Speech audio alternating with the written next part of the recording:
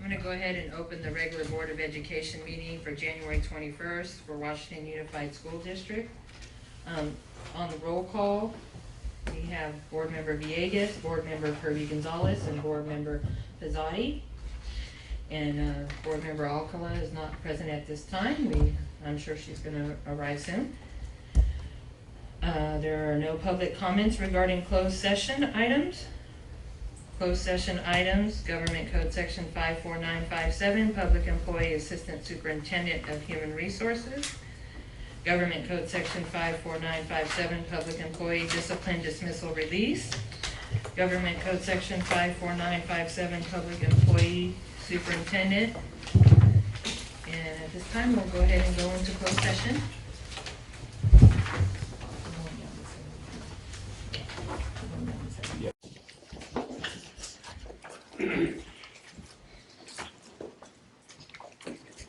Going to reconvene the Board of Education for January 21st, the Washington Unified Regular School Board meeting. I do want to let the record reflect that Board Member Alcala is present. If we can let our student representative lead us in the Pledge of Allegiance.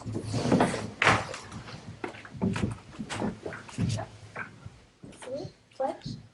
I pledge allegiance to the flag of the United States of America and to the republic for which it stands, one nation, under God, indivisible, with liberty and justice for all. I want to thank you all for joining us in such a close session today. I'm going to announce the actions taken in closed session. Item E1, Government Code Section 54957, Public Employee Assistant Superintendent of Human Resources. The information was received. Government Code Section 54957, Public Employee Discipline Dismissal Release. Information was received.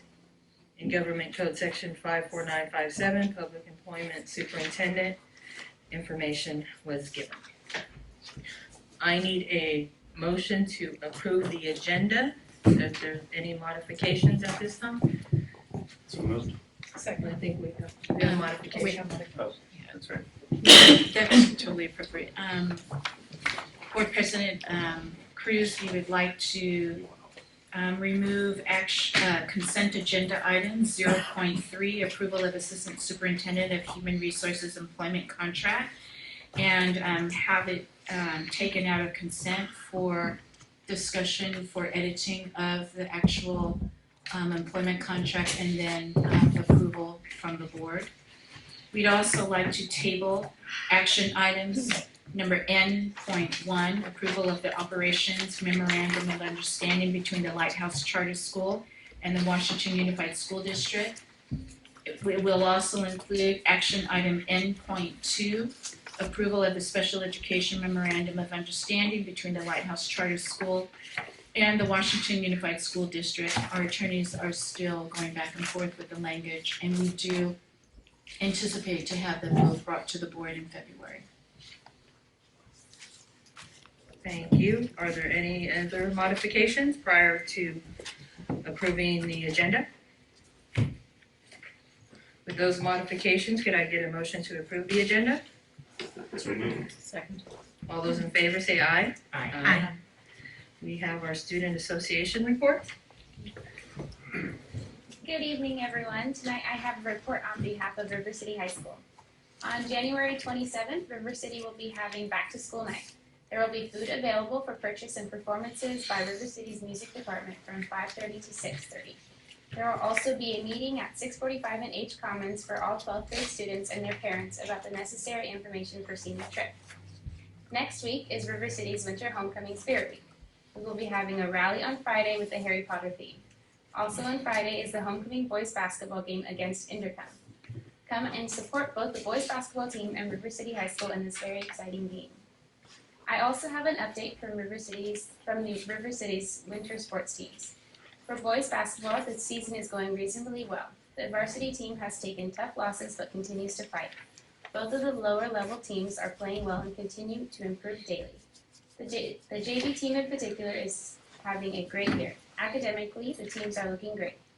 The coaches are personally checking with each player daily to ensure they are doing everything possible to maximize their GPA.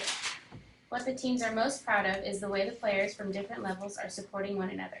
As a program, they have developed a mentor program that enables every team member to help another player in the program. These mentors help with study habits, program routines, expectations, academic advice, and on-court suggestions. The Lady Raider varsity basketball program is coming together after a very tough preseason where they played 6 games against top 20 teams in the area. The Lady Raiders capped off their preseason by winning their 5th consecutive championship in the Fort Bragg tournament.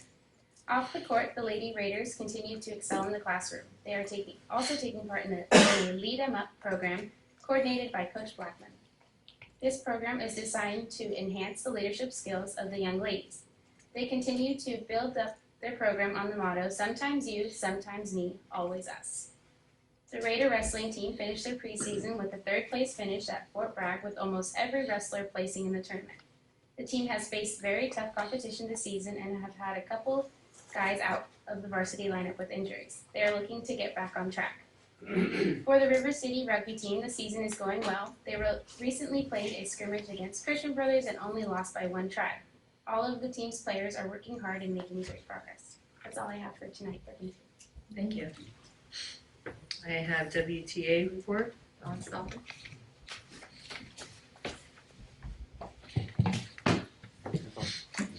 Good evening. Now that we have an Assistant Superintendent for Human Resources, or imminently we'll have this person, I'm hoping that we can get our negotiations restarted and get those wrapped up for the year. One of the concerns I continually hear from teachers is regarding equity in the district. And one of the areas of concern I've been hearing this year is about PE. And specifically that some schools have PE every day for students and some do not. And given the continual improvement in school funding overall, I'm hoping that that's something that the district can look at very closely this year. I know it'll make some teachers happy, and probably some students and parents. Speaking of teachers and staffing, and I know this is a broken record for probably all of us, we are in a pretty serious teacher shortage right now, and I've been encouraged by the language I've been hearing from HR about being out there and recruiting fast and recruiting early, and so I'm hoping that we can be on the move right away. I think I would hate to see us in August with a whole bunch of openings and no candidates. Get those PAFs in. The other day I was at a meeting and a communicable disease report from the Board of Supervisors was brought up, and I went ahead and looked through it. And besides the depressing statistics about STDs, but there was also an item in there on vaccination rates, and I noticed amongst public schools, Washington has the lowest in the county as of 2014. So with the passage of 277, I'm hoping that's something that the district can look closely at, and hopefully we can get those kids vaccinated. I know I tell all the teachers to make sure they get updates and boosters. I hate to see teachers, especially young teachers who may be thinking about having families, getting exposed to measles and other diseases that can harm pregnancy. I'm happy to say that the district and WTA will be co-sponsoring attendance at the Good Teaching Conference again this year. As you remember, that was a big success last year, and we had lots of teachers attending, and I'm still hearing good feedback about the quality of professional development they received there. So thank you, Dmitry Voloshin, for agreeing to go along with this. I think it's going to be a great opportunity again for our district, and I'm hoping it'll be another big success all around. And speaking of Dmitry, I'm also having conversations with him about putting together a professional development opportunity that will also incorporate the Instructional Leadership Corps, which we have one member here in our audience. And I mean, this is a tremendous opportunity. We now have at least a dozen instructional leader trainers in the Sacramento area. And it'd be great to bring these people who do this specifically targeted to teachers. And I think it'd be a tremendous opportunity to bring them in. And hopefully one of our big PD days, we can have a big event where we can all participate in that. And with that, thank you very much. Thank you. CSEA report, Mr. Robert Roberts.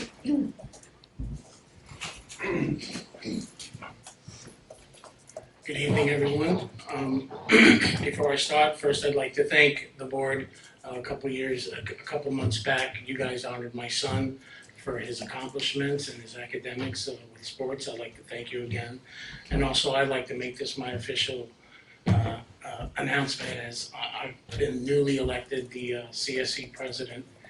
And for Chapter 168, also I'd like to thank you on your approval of the 10 health aide positions, which will alleviate a lot of pressure for our secretaries as a part-time nurse. Finally, I would like to say that I look forward to working with the Washington Unified School District Board, staff, administrators, the teachers union, and our loving community. I think that working together, we can become stronger for the benefit of our school district and the community. With that, I'd like to present the board and Ms. Luna a card of my son. Is it signed? No.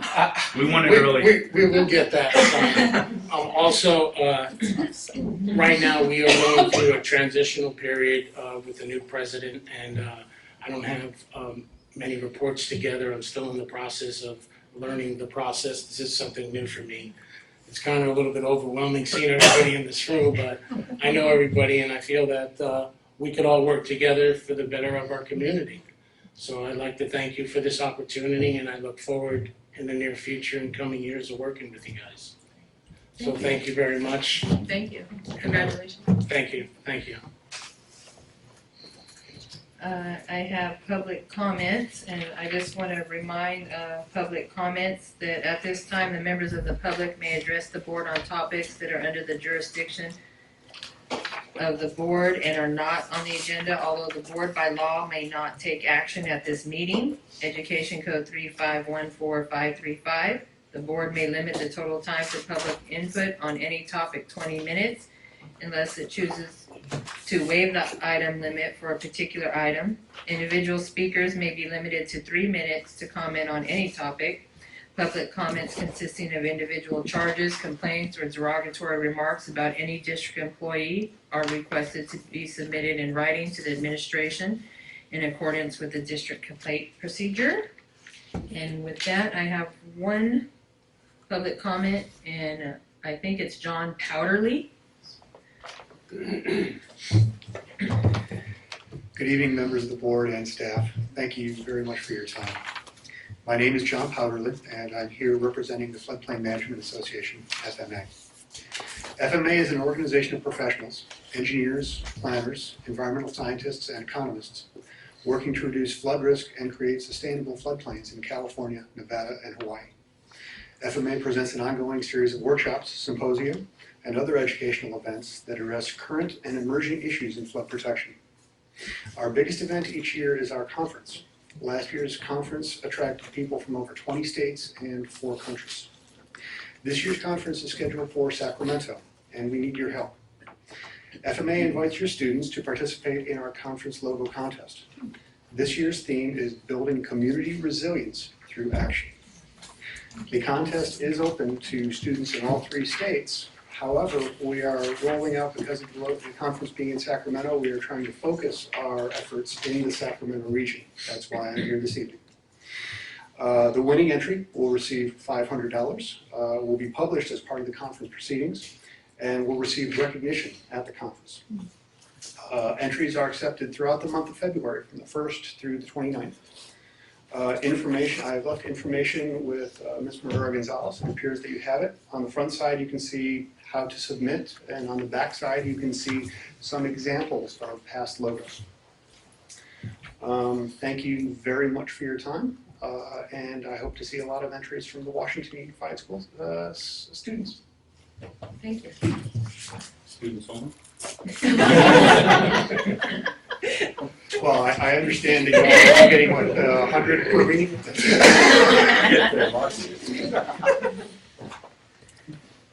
So, thank you, and for that, we have the board and superintendent comments, and if we can start with board member Villegas. Well, I don't have a lot. We've been quite busy. The holidays were nice, and I hope everybody enjoyed time with their families. I agree with Dawn. I think every kid should get PE every day. I like that.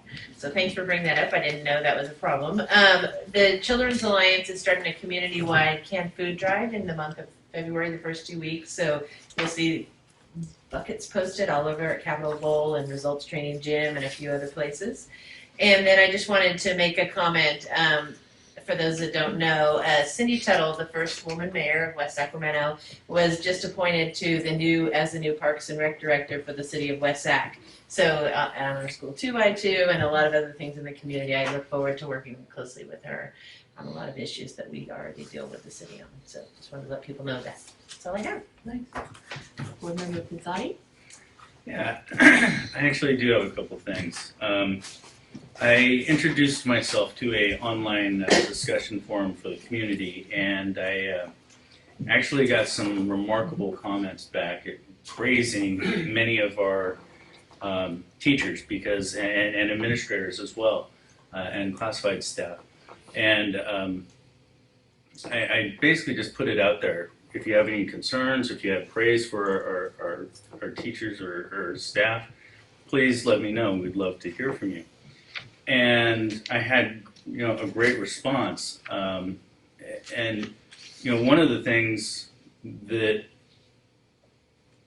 one parent said to me was, you don't have an avenue to publicly celebrate the work that the teachers do on a more, regular basis, or some of our classified staff do on a regular basis, or our administrators do on a regular basis. We don't have something that they can reach out so the parents can come talk to us about and say, hey, I want to commend this person for doing such a great job. And so I said, well, if there is no avenue right now, then send me your notes and I'll read them at the board meeting. And so that's what I would like to do, if you don't mind. So one of the like 30 minutes? no, I'm just checking. maybe 5 or 10. Okay, all right. So one of the parents wrote at Southport, Matt Davis, at a critical moment or a critical time in my son's life, dealing with some trauma from a divorce situation, 8th grade PE, he arranged and got approval for DJ to have a dual PE session instead of being a TA. This allowed my son, who most definitely needed additional active time, to help him relieve stress and energy. Behavior improved. He brought back DJ a special t-shirt from Candlestick Park's last football game. And even now, DJ is a top athlete at our CEHS. Matt Ainsworth, also at Southport. Highly adored by all my sons as a math teacher. He has gone over and beyond to tune into the needs of youth boys. Many other mothers I know would agree. In the K through 8, where the female teachers and the administrators dominate, Mr. A was that guy teacher that the boys could talk to. I was ecstatic when he became a VP at Southport. I believe he rid many of the stupid policies, over-dramatic paperwork that had no productivity for behavioral issues. In my observations, there are less behavioral issues at Southport since he was promoted. River City, Marlena Schroeder held her Sunday science clinics for students needing extra help. She also used her free time to guide my son designing his college schedule for Chico State. Some things moms just can't do. Charo Gio and Kristen Rodriguez. Typing about these women make me tear up. Going through a very nasty divorce created several issues in my boys' lives over the last 3 years and continue today. These women at different times in different ways, and even still today, gathered them under their wing and just accepted them for who they are. They were proud of them. I could share with each of them my needs and concerns about my child on any given day, on what just happened in court, and they stopped what they were doing and checked in on them. They asked if they were okay. They let them know that they can get through this. Just last week, Christian Rodriguez bought my son some popcorn, and she sat with him in the bleachers and talked with him at the River City wrestling match my other son was in. I don't know what they talk about. That is between them. I don't even really know if she will ever know that the 30 minutes of her undivided attention with my son meant the world to me. Catherine Foreman. Did you know I was only one of 2 female coaches for men's NorCal rugby? She has brought a new sport to our CHS that have allowed boys to participate in and excel at when they didn't even know that they could do this. It's currently a club, so there is no booster support, and she does not get paid. She runs a tight ship and holds them accountable for their grades and behavior on and off the pitch. She washed all their uniforms, fed them when they were hungry, drove them to tournaments when their parents couldn't. The boys can tell her things. They are fearful of telling other teachers that might use them against them. We parents can tell her things that we are fearful about our boys. So those are just a couple of the things that I thought were, really important that we get out there and let the public know that we care to hear these kind of comments. And then there was a couple other things that some people sent to me, but I've already addressed them with Linda. Thank you. Board Member Alcala? Thank you. I attended the Yolo County School Board Association's first meeting of the year, and we are already preparing for the Excellence in Education Awards. They will be May 2nd this year. They normally are in March, but they will be May 2nd. And this is where, of course, we recognize teachers and the different programs in the Yolo County School District, the excellence in those programs. I also attended my first UP for Westacre, the Universal Preschool Program, and I had an excellent presentation on the program evaluation of the program this year with the 2014-2015 participants. And what they did is they drew comparisons between children who attend preschool and those that don't. And what was significant, aside from the academics, children who attend preschool do so much better, was also the behavioral component. And that was really important because Superintendent Jesse Ortiz, who was also in attendance, and Bill was there, was noting that children who do not attend preschool have trouble sometimes concentrating in class. They're a little more hyperactive. They don't really have the social skills to interact with other children. And in the long run, it's really important because our school budgets spend about 12% of our budgets on special ed. So it was noted that when you do have these children in preschool, you're going to get much better results. They will be able to excel much more in school and have a stronger chance of course graduation. And it was brought also to our attention that we're working, I should say Superintendent Jesse Ortiz and others in the community working very hard to get a 1/8 cent tax. 1/8, I'm saying that correctly, 1/8 cent tax, so that more children can also have this opportunity.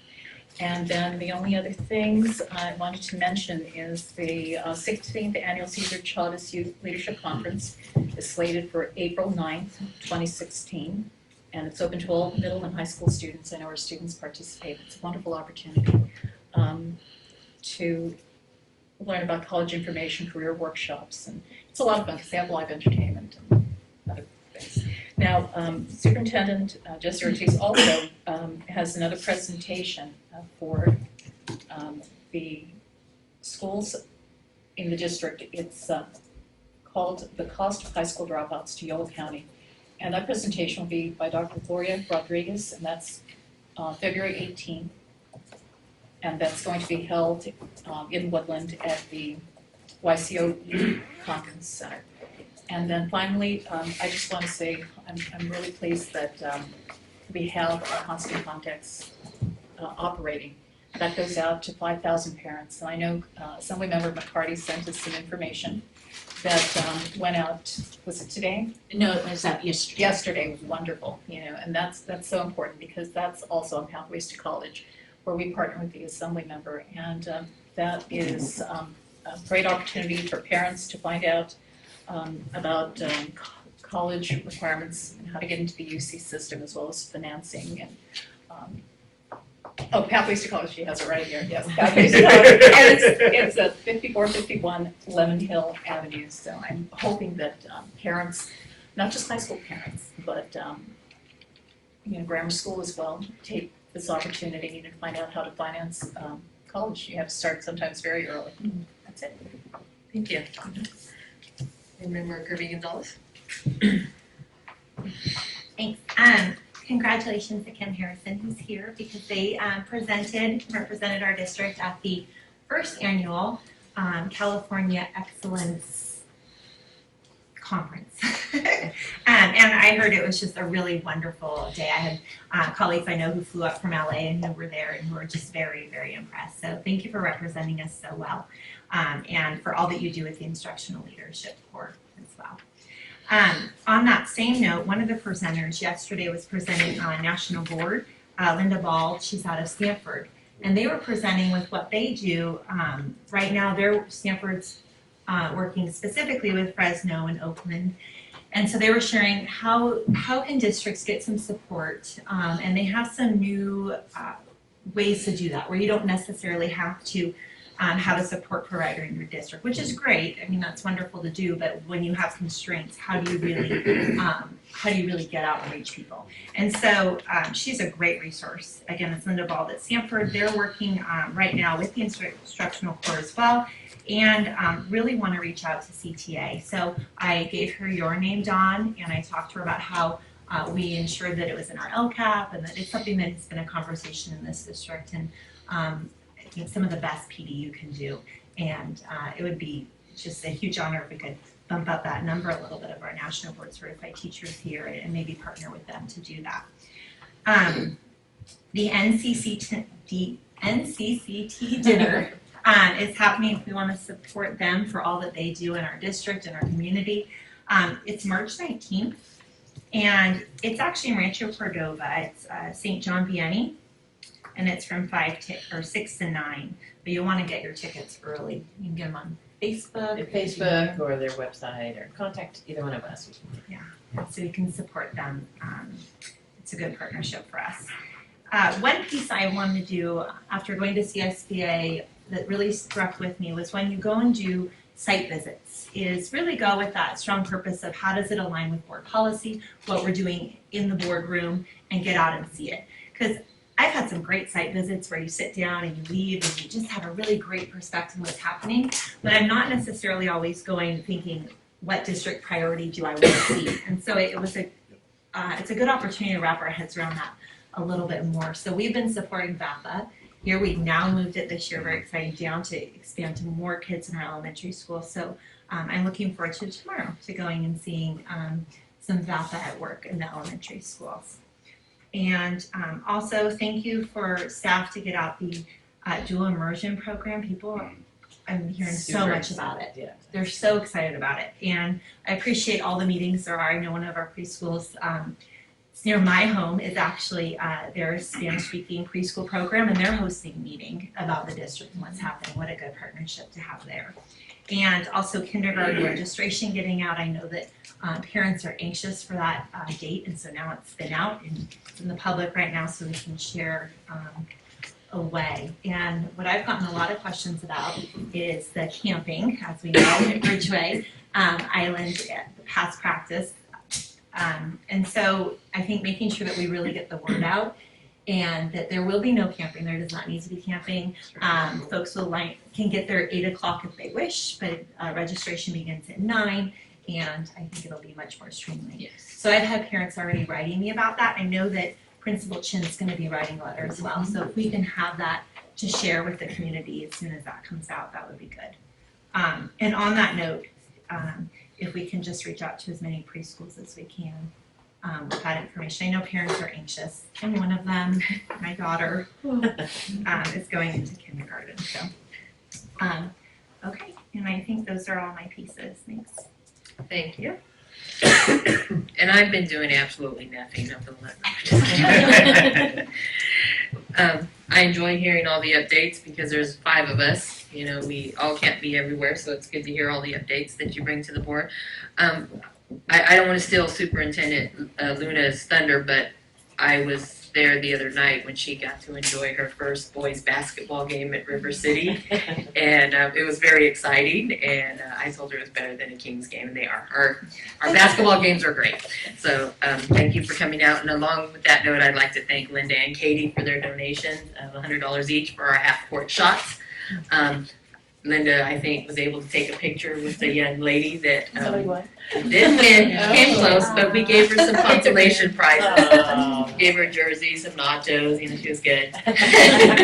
So your half-court shot will probably be next week, so if you want to come out, but I'll email you the date, it'll probably be the Friday. So, but thank you for that. And they're always accepting, the Booster Club's always accepting donations, and they will state your name for the half-court shot, and if you'd like to be I there. recommend it to everyone. I use it as a Valentine's Day present for Oscar, so public recognition. It works really well. My husband would appreciate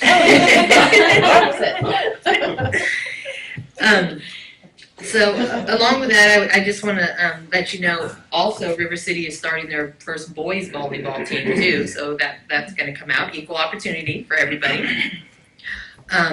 I also just want to let you know that the K-9 unit out there at River City has had some visits, and with some of the visits, we're able to provide some information and services to some of our families. So that's a good thing. That it's nice when the board approves something, and then we get to see that it actually happens and things are going on out there. I'm going to touch a little bit on Mr. Pizzotti's comments about parents and families wanting to be able to talk to the board about positive things or negative things, or just come out and meet us. And we're going to start a series of meet and greets with the superintendent and some board members. Our first one's going to be February 10th, and it's going to be at our culinary school. Board member Pizzotti and myself and superintendent will be there. It'll be at 6 o'clock. We'll be there for about an hour. It's just going to be kind of like a coffee. Come out and meet us, tell us the good things that are happening. And then I hope some of the other board members can make some time, and we'll come on this side of town, that side of town. But I think it's important that we get out there. That something hasn't been done in the past, and we want to make sure everybody have access to us. So that's February 10th at 6 at the culinary. And along with that, it'll be out in our e-newsletter, which we're excited. Our first e-newsletter went out last month, and the next one should be out in a week. So there's some good information coming out of that. I do want to talk just slightly on some concerns I have on safety on campuses, because for us that's a priority, and it's not disrespecting our superintendent or any of the folks that are here tonight. But I have some great concerns because we have talked several times about, when I talk about safety, I talk about hazards in gym areas, in our schools. Meaning, we have a lot of events, a lot of sports, a lot of, concerts going on. And it's so important that, for me, I think we should have staff there able to clean up after those events. I know some of the outside folks that rent these facilities don't particularly like paying for our custodian services or anything, but what's happening over and over, and our folks know this, and we've talked to administration, and for me it's now time to just, I need to bring this out here, that every evening or weekend when there is an event, baseball, basketball, wrestling, music, things happen. Kids are there. Accidents happen, vomiting, blood. But what doesn't seem to understand is the next morning in those gyms, in those classrooms, there's kids in those classrooms. And if we don't have people cleaning up that evening, those kids are coming to school and seeing all that stuff, and it's not safe, and it's actually hazardous. So I just need to bring this out because I feel like I'm beating my head and I know superintendent has to do this, I know assistant superintendent has talked to people. And now I need the community to be aware of this. And I also need something to be done because I'm tired of beating my head. So safety is the utmost importance to this board. So I'm gonna leave that at that. We also, on a positive note, I am very, very impressed with the communication that's going on. I know over the years, in talking with teachers, classified, district employees, that communication is always just a hard thing. And I really see it improving here. I see people coming to talk to us. I see teachers coming out. I thank Robert Roberts for coming out for CSEA. I know we haven't had a presence a lot in the last year, so I hope you continue to come out. Yes, But this is how, we as a board can see what's happening out there in the community. So even the high school, I still say, I get texts every day about, don't forget to, do your homework, don't forget to do the history. I mean, our communication is just fabulous, and it only can get better. But I do want to thank, especially the high school for that. And my son, who's a mighty big boy that knows how to do everything, I want to share, he took ceramics. And I think last year, the ceramic teacher came and showed us all the things. Really? Yeah. You don't know how many people want to buy his hamburger that he made. And, they're doing fabulous things. It's his first year in ceramics, and he's ready to take, the second class. But, yeah, it's a good thing. And I know they're having meetings at River City about bringing the colleges to the high school. So it's real important that the parents see that and they're active in participating, because there's some good things coming down the pipeline where, those kids that have all their credits early, that, they can actually probably take some college classes on our campuses. So it's important those students get out there and parents and get that information. So I think I know I said a mouthful, but I think that's about it for me. If we can go to Board Superintendent Luna. Thank you, President Cruz, Board of Trustees, and guests. I have a very brief update this evening because I know that we're kind of in close quarters. I don't have my presentation that I normally do, but I have a lot of celebrations. And before I do that, I just want to assure the board, the staff does share in the board's number one priority is student safety and campus safety, so we will come to resolution on that and bring that back to you. I want to introduce to you our new administrative assistant to the superintendent's office. This is Ashley Marrera Gonzalez, and so she is now in the superintendent's office as our administrative assistant, so we welcome her and welcome her to her first board meeting. I also want to give a shout out to Jameson from the city for coming over and recording for us while we had this little change just for this one board meeting. So I had a very touching moment that I experienced in our district this afternoon, and that is we had our first graduate from Cesar Chavez Community School graduate today. And it was a very, very touching moment, meeting the student and knowing of his journey, that he was from River City and his journey took him to the Cesar Chavez Community School, and he made it. And we just wanted to show our positive support to him. Our county superintendent came out as well, just to celebrate one life, one young man at a time. And that's how we will make a difference. So I just wanted to share that really, really great moment today. I also had an awesome morning. I mean, today's been a really great day.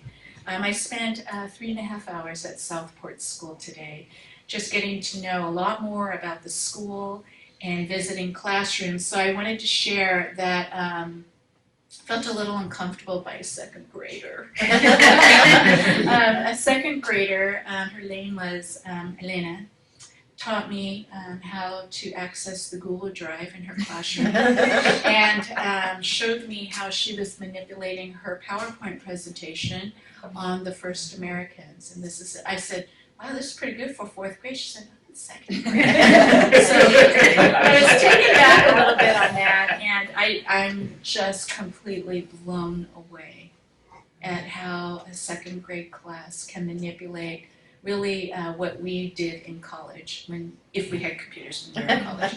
Just to say we had a typewriter in my college. And so I just loved that. And I also then sat through a Socratic seminar with 8th grade kids regarding rights for genetic alterations. And my mind was blown away as well, because the students are the one that reminded me we are in a Socratic discussion and seminar right now, Superintendent. Thank you for reminding me. So it's pretty amazing what's happening in our schools. The learning is amazing. I also want you to know that I spent a half day at Bridgeway Island. And over at Bridgeway Island, what I just loved seeing is students are very happy at both schools. And over at Bridgeway, I gotta tell you, that's a very tight ship. And everybody knows exactly what they're supposed to do, and kids are well supported. And mostly what I saw was the piloting of our new math curriculum that we're looking at adopting. So right now teachers are experimenting and piloting these different math curricula so that we can then best determine what would be the best curriculum to adopt for next school year. So shout out to Bridgeway Island. I also spent a half day over at Elkhorn Elementary, and that was really beautiful. It actually was raining hard that day, and I did dismissal duty in the rain and brought me back memories of being a principal. But it's also a very well run ship. And what I loved hearing is about the excitement for the dual immersion program that's going to be on that campus. I think we're underestimating that. I think we're going to have a flood in, and so I'm going to give a heads up. Scott just picked up his pen, and I think that we're going to have an outpour of that, because what we know as parents today, we know that our children will be far more advanced having a biliterate credential on their resumes as they seek future colleges and careers. Also spent a half day at River City High School, and we have an incredible high school. Every time I go there, I am just amazed at the programs that are offered. I am amazed how good our kids are. There are a lot of kids on that campus, and I intentionally stand in the middle of all of the traffic during passing period. We have good kids. So what I want to say is we were walking classrooms, specifically looking at how students are doing as English learners in these very rigorous courses. I walked into a robotics class and met an incredible robotics teacher. Showed me his 3D printer and what the students are generating from that 3D printer. Amazing. We have amazing schools. I'm so proud to be our superintendent here. Lastly, if you're from USC, you know what this sign means, a V for victory. And that is Tuesday night, I was able to go to our high school basketball games. And I gotta admit, I haven't been to a basketball game since I was in high school. And V for victory to the JV and varsity, they both won. And they were very intense games, very intense. And I will say that our students are excellent citizens on that court as well. Very proud to be there, as our students really did a great job representing it. So we have awesome things happening in Washington Unified, amazing kids. High school kids are getting ready to apply for FAFSA, so we're encouraging the kids to get their FAFSA in before March 1st. We want them to do it now. Because we never know when money is going to run out in our state. But we want our kids to get this done off their plate, get that in so that they can get their Cal scholarships, they can get other scholarships as well to get them going. We keep our fingers crossed.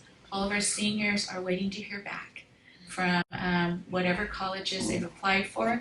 Ana Maria here applied to 9, right? So there's no question any of those 9 would be lucky to have her.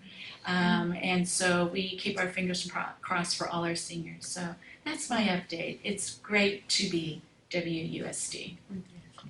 Thank you.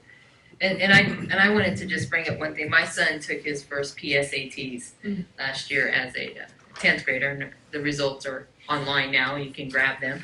And so it's interesting for me. I really wanted him to see where he's at.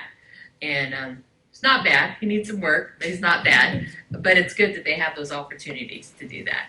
So you reminded me that when you were talking about this course. And also, I always tell our high school students and any of our students to approach board members, get letters of recommendation. We're always willing to give letters of recommendation. So, Anna, if you need anything, you know a few of us here, and the superintendent, Assistant Soup. So yes, please use us. Okay, we are to information discussion items. M1, Lighthouse Charter School mid-year update and assurances. We have Stephen Lewis. Well, good evening, Superintendent Luna and members of the board. First of all, I just want to say it's so exciting to hear the reports from the board members, because to hear all the exciting things that are happening for kids in this community is something that I think not only is something to be excited about, it's something to obviously share out. So I think it's fantastic. I also look forward to the opportunity to have those West Sacramento kids that are currently enrolled in Lighthouse Charter School, something you can also celebrate. And I hope that we are able to provide you with some information about what we're doing at our 6-month mark right now. So again, I just want to thank you for this opportunity. I think it's important that we provide you the assurances. It's important that you know where we are with our update. I want to thank Mr. Spalding and your team that came out Wednesday. We spent about an hour and a half, 2 hours walking classrooms, and it was a wonderful opportunity to talk about our programs and our vision and our goals. And clearly, my hope is that I can get all of you out there for a personalized tour with myself and Principal Washington. So please take me up on that. I want to give a kudo to Principal Villasenor over at Westfield. I'm the Rotary lead for literacy for West Sacramento. And I was able to work with Superintendent Luna, and we were able to select a school through West Sacramento Rotary, and we selected Westfield, and we were able to deliver 65 beautiful brand new dictionaries to your second graders. And it was pretty powerful. We have a budget that's 50. However, when we saw those 13 kids that didn't get it, we made more calls within 2 days, within 2 hours, that I think 6 in the morning the following day we had the following 13 delivered. So it was fantastic, and I really was excited to see the fabulous leadership you have over there. So our goal remains transparency and working with you and our community. And I really want to take this opportunity to kind of outline the format for tonight. We've been asked to provide, I believe, 10 assurances. I'll be updating you on my 5. I know you've received that in a packet earlier. There'll be a brief introduction of our principal. I'd like you to meet the instructional leader over there and what she's going to give a quick update. And then our CBO, Peter Stone, will then follow up with his items. So number 1, we were asked to kind of talk about special ed and what we do. And this is an area I'm very, very excited about because, again, you have a remarkable staff in Mary DeMartino. She and her staff are remarkable, and they've worked very closely with our Learning Center coordinator, Tasha Rowlett, who used to work here, so knows the team very well. And we were able to walk classrooms also that day with Mr. Spalding and gave Mary an opportunity to kind of look at some of the kids that Carla, and I can't remember Carla's last name right now, who she's serving. Salvo, right? Is that right? Salvo, who's also fantastic. So what Tasha Rowlett does as our Learning Center coordinator is to ensure us, myself, our board, and your board that we're meeting all the special ed requirements that are laid forth in law to ensure that anybody with an IEP is receiving services. She is our direct contact with Mary and your staff here, and she also is going to be providing our professional development for learning service, or for our learning community at Lighthouse. The current services that we're providing through Washington Unified right now, or that you're providing for us, are speech, occupational therapy, behavioral services, and resource. And like I said, it's going very well. We've been working very closely to make sure that the substitutes that are in line are working. And I think the final employment of your special ed team is all in place now, so that's working out very nicely. Second assurance is on local charter. One of the things that I'd love to request in this area is that we set up regular meetings with myself, our team, and your board. I would request and love to be able to do that monthly to ensure transparency as we grow to our full capacity. And again, that would also hopefully lead to things we can maybe preface that with tours of our current site. Socioeconomic goals was the third assurance that you'd like us to discuss, and most important, obviously, with that assurance is the LCAP, and our first LCAP will be completed by our June deadline. And what we are doing is I'd like to refer to element B from our charter, and what we basically are doing there is to ensure, like it says, I'm just going to read it, quote it from what it says in our charter, is that we will attack the ethnic and socioeconomic achievement gap to enable students to become self-motivated, competent, lifelong learners who are prepared for a lifelong of opportunities and change. Clearly, very generic statement, but what I would like to outline is the process we do to ensure that that is going to be met. What we put in our goal is we're placing that we're looking at 70% or more of all students in our numerically significant subgroups to demonstrate at least 1 year of growth on state assessments and benchmarks. Talk a little about data in a little bit, but obviously the most important piece in that area is how we're going to incorporate our instructional leadership, our school site council, and our site leadership teams there. So what we do and what we're trying to do early on is we're trying to assess and create enough data reports that allow us to ensure that those subgroups and all of our students are achieving.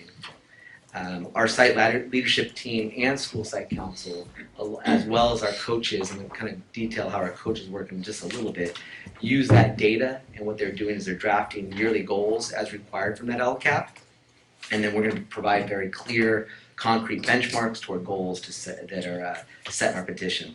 And then I'd like to obviously include you in that process. I want to make sure that as we identify where our needs are and identify what our goals are and what our measures will be to meet those goals, I would like to share those with you so we feel comfortable being held accountable for those agreements with your team.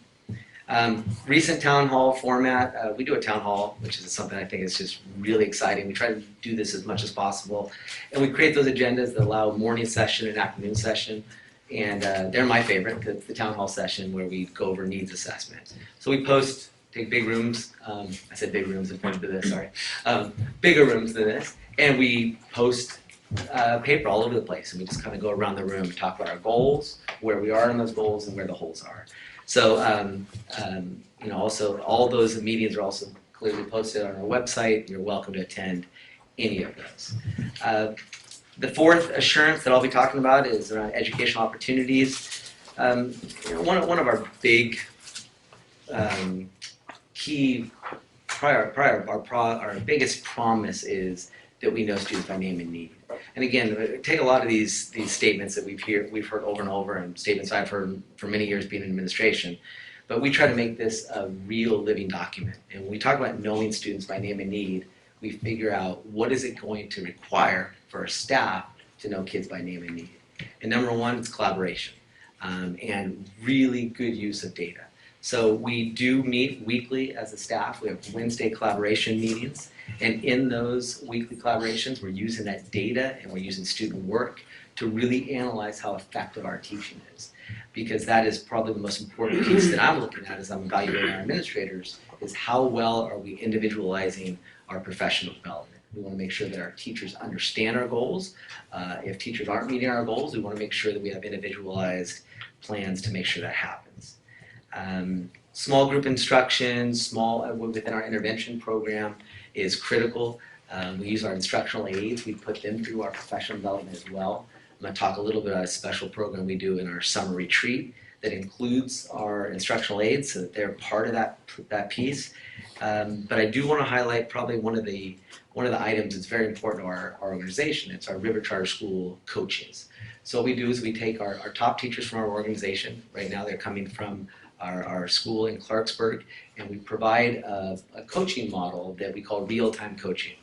And within that real-time coaching, our coaches are able to get into classrooms, provide observations with our site administrator, and then they're able to provide the feedback and, more importantly, the on-site coaching. We recently purchased headsets, and we're going to try some ideas we copied from a couple other schools in San Jose, and we're going to allow that to be part of that coaching piece. But the most important thing with the coaches is they're providing the strategic plan that we've promised our board, that obviously I'd like to share with you, and then make sure that our teachers are living up to those goals that we set forth. Data's huge. I think I've talked to Superintendent Luna about our use of NWEA and the MAP testing. MAP testing has just been a real success for us, and we're seeing some real gains because we're able to identify immediately where our holes are in our program. We're able to self-reflect and collaborate around the specific areas within that. So the MAP data that we get is very important. We also use that same data reports in our character program. So we have character education through Harmony, and it's really, that's a character ed program focused mostly on life skills that ties into what we're doing around character development as well. Also in intervention and support, we talked about this support model. We're using the Teacher College at Columbia University, and we use they've got a survey program we've used for 3 years now that will be implemented at Lighthouse this year. And these are surveys that staff, students, and families take, and it really gives us a good snapshot of what our community is saying about our program, about our communication. Because we make a lot of promises, and early on, before the school was there, we had to really state what our program was going to be about.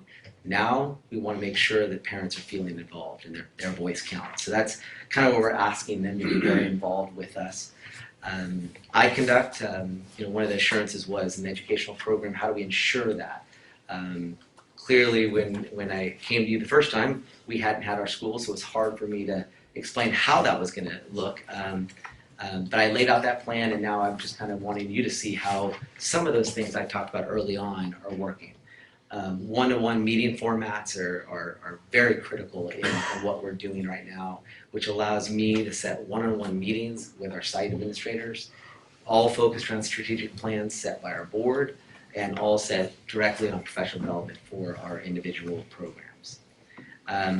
Talk about the art and music focus. Clearly, you've read in our charter, art and music is probably one of the core items behind project-based learning, that the charter was written by our founders over 10 years ago, and art and music is extremely important. What we're doing uniquely at Lighthouse is using our art and music teacher in our professional development. And what we're doing is we're creating monthly calendars that allow the art and music teacher to coordinate with the teachers to know what their plans are, know what their PBL focuses are. So when we do our 6-week inquiry, we link art and music to that. And we had some big programs last month that, again, I'd love to outline, and possibly if you have any questions, I can provide PowerPoints on that.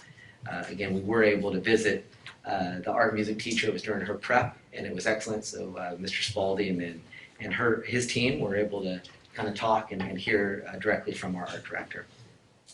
There's been a lot of questions I've received about project-based learning and how that fits into who we are.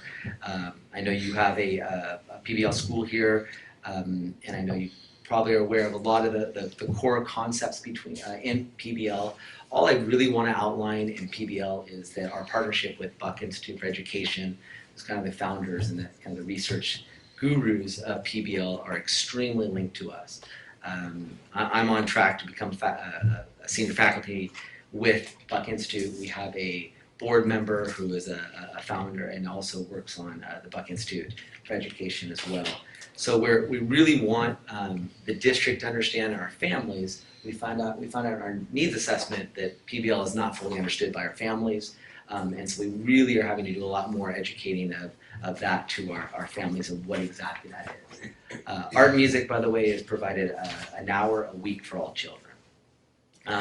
PBL, the reason why we chose that 9 years ago, I guess it was for understanding that we're going to lead to how are we going to create problem solvers and critical thinkers. We know how PBL does that through the 8 essential elements that define PBL. I'm not going to go over the 8 essential items, but I wanted to say that That is a pivotal switch with Buck Institute. About 2 years ago, they've redefined the elements. So I'd recommend that you get online and see what those elements are. I think they're actually in your packet, so you can see how they've switched. But that's our summer focus. We're really going to be looking at what that is, and we'll be sending a team to the PBL World Conference in Napa. And what PBL looks like at Lighthouse, it's about community partnerships. It's about linking learning to real experiences and Common Core standards. We're working directly with our top partners right now, our farmers in Clarksburg, obviously, Bogle, Merwin, Herringer, Campbell, Marshall. We were able to take all of our Lighthouse students to see the grape harvest. In February, we'll be linking that to Herringer's farm in Bogle, and we'll be going out to the Clarksburg shop. And what we wanted to do there was link that to standards, because the kids were always asking, what do farmers do in the winter? And I made a mistake. I don't think they do anything, and I was wrong. Farmers worked really hard, and I guess there's a lot of shop work going on. So we're going to be seeing tractors. So all the teachers are going to be linking that to real life experiences for those kids. And then professional development. Really want to share the importance of what PD looks like at our school. Again, I think one of the core things that we were asked as a organization to provide your board was the assurances of how are we going to guarantee this strong educational program. And we're doing it through PD. We're doing it through very clear collaboration with our staff, our coaches, and our instructional leaders that are currently there. So we present that plan to our board of directors every June.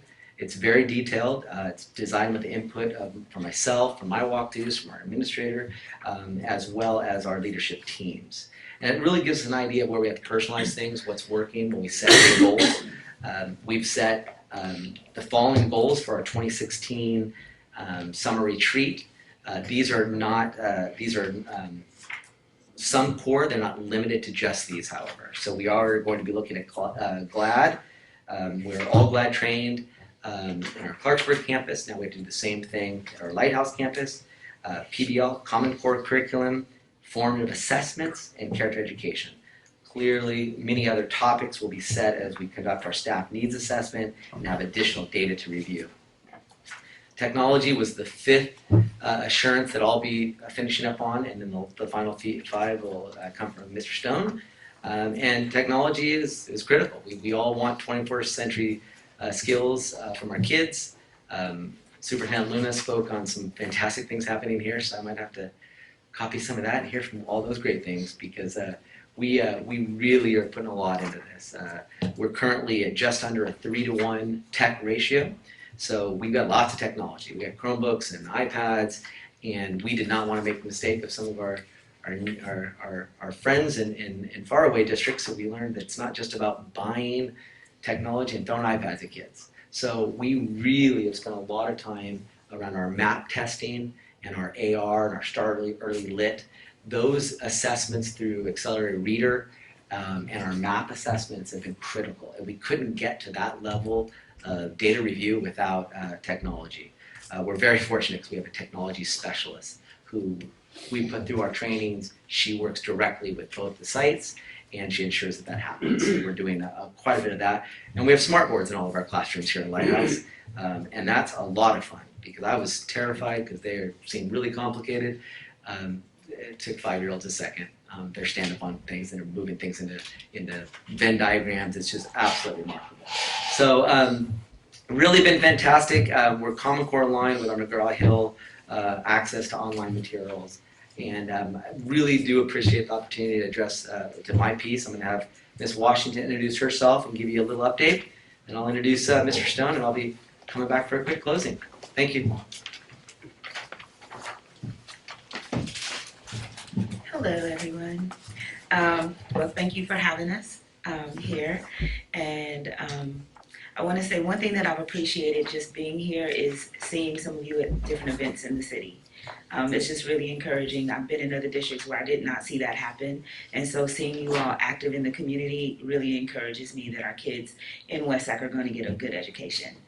Some of the things that we're doing at Lighthouse, one thing that's really important to me is having a great relationship between our parents, our staff, and our students. One way that we've done that is really just having an open door policy for our staff and parents. So when we have disagreements or conflict, we'll talk about that and be able to hash those things out early on, because usually it's just a misunderstanding. But we're also teaching our kids to practice that. One of the ways that we do that is by having on Fridays we have a class meeting, so kids get an opportunity to talk to each other and compliment each other, which is something that seems unnatural for some people. People think compliments but don't always say those compliments, and so we have our kids practicing that. So then they go home and they do that with their parents, and then when they also have conflict with each other, like, you didn't play with me at recess and it hurt my feelings. Our kids are able to talk about those things, and now our parents are able to communicate when they get upset with something. Oh, you didn't put this in the newsletter, or whatever it is that is upsetting them. They're able to communicate that with the teachers. We've sat down, myself and Steve Lewis will sit down with a parent if there's conflict between a parent and a teacher, and be able to talk about those things and resolve those things very easily and quickly, so that it doesn't become a big problem.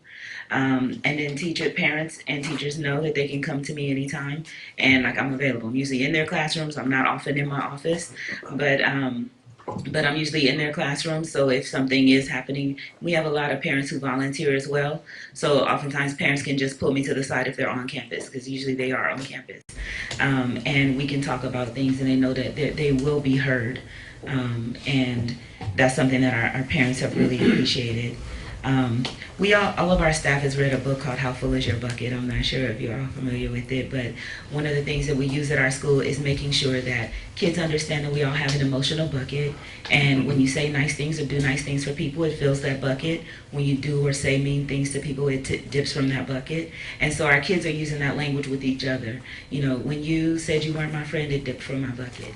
And kids understand that, and then they're using that language with their parents as well, or with their siblings at home who may not be in school yet.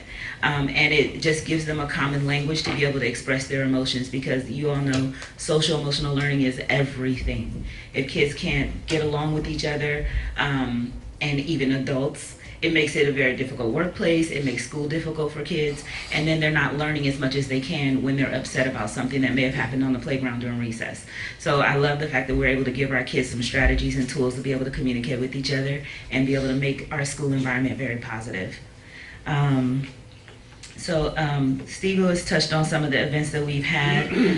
With our art program, we had a night at the museum in December, which was amazing. Our art teacher taught our kids to be docents, and she put them all in red vests, and they had their little name tags, and they got to go around and show their families the artwork that they had worked on. There were probably a few hundred people in the room to see the art projects. We will have another one, and I will be inviting you all to that as soon as we have the date set, because I would love for you to come and experience that. And the kids just love to be able to show people the work that they've done.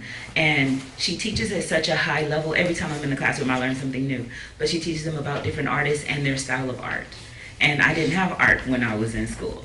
So I end up learning so much from that, and I know that it gives our kids a well-rounded education.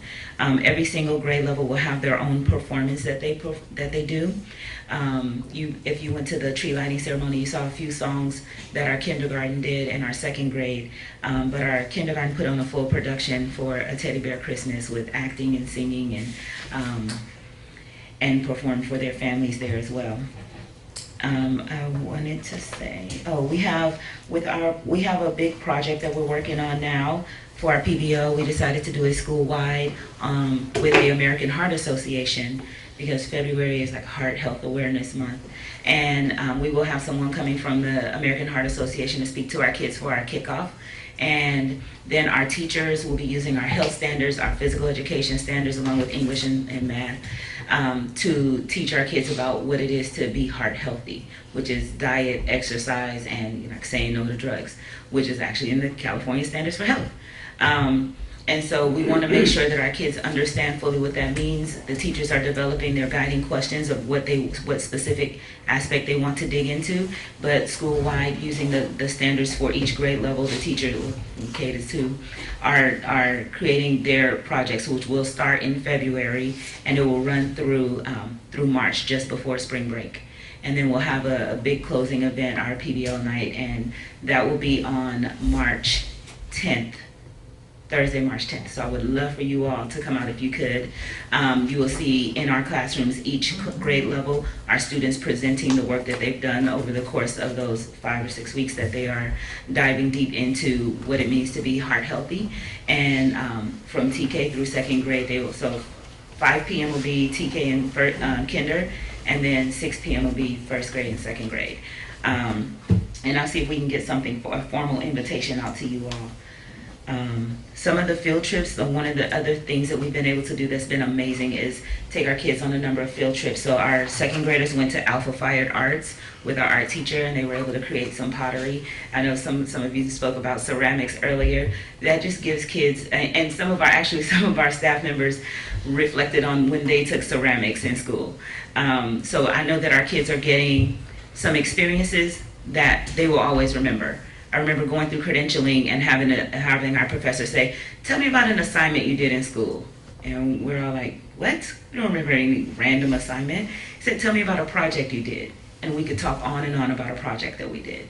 And so it's really important that kids get more hands-on learning. We were able to take our kids to the apple orchard, and they spent a week studying the apples, the anatomy of the apples, and then like tasting the different types and making observations on how they look and how they feel and how they taste. And then went to the apple orchard, and they all got to pick their own apple. The guy who took them around there was able to explain in even more detail what they were seeing with the apples, and each one got to take home an organic apple, which was really nice. Some of our students are having a field trip next week in the next couple weeks to Nugget Market as a part of their PVL on heart health awareness to see what options are out there for healthy eating. And they'll be able to go and like price those things and determine, so using some of their math skills to see if I wanted to plan this healthy menu, how much would it cost me? And maybe even make some comparisons to that versus a non-healthy meal. So it's really important to me that our kids get a well-rounded education. One thing, like as I study what's happening in the world, I'm finding America is not competing well with other countries, and I want to make sure, like my goal is to make sure that our kids are prepared for the future, so that they are getting places in college because they are able to compare with people who are coming from all over the world to our colleges, but they're able to get a place for themselves. So I'm very thankful to be partnering with you all to educate our kids, and look forward to seeing you more in the future. Peter?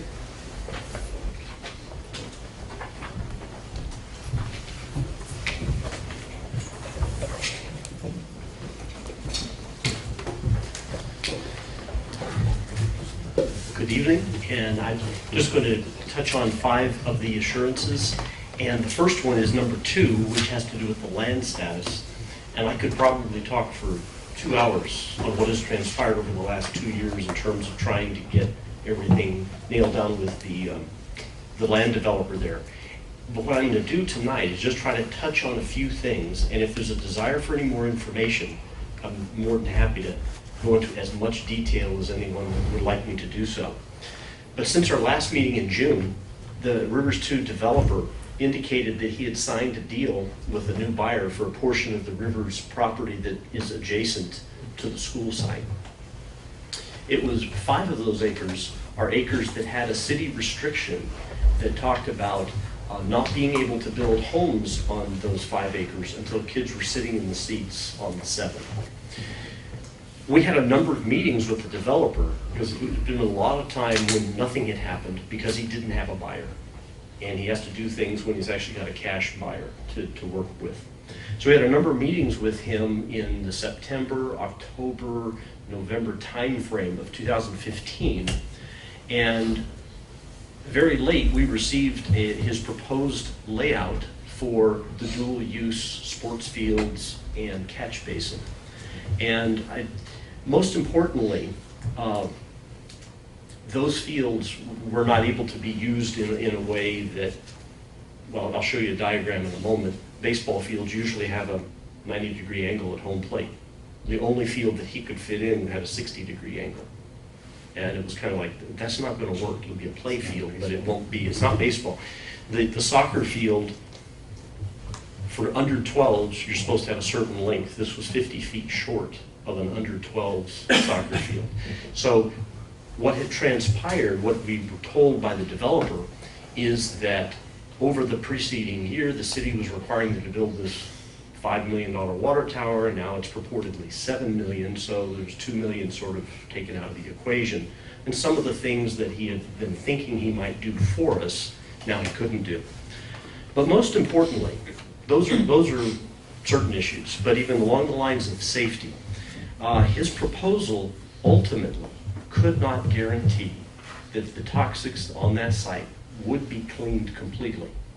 He was going to do efforts to clean the site, but he couldn't guarantee that he'd get it clean.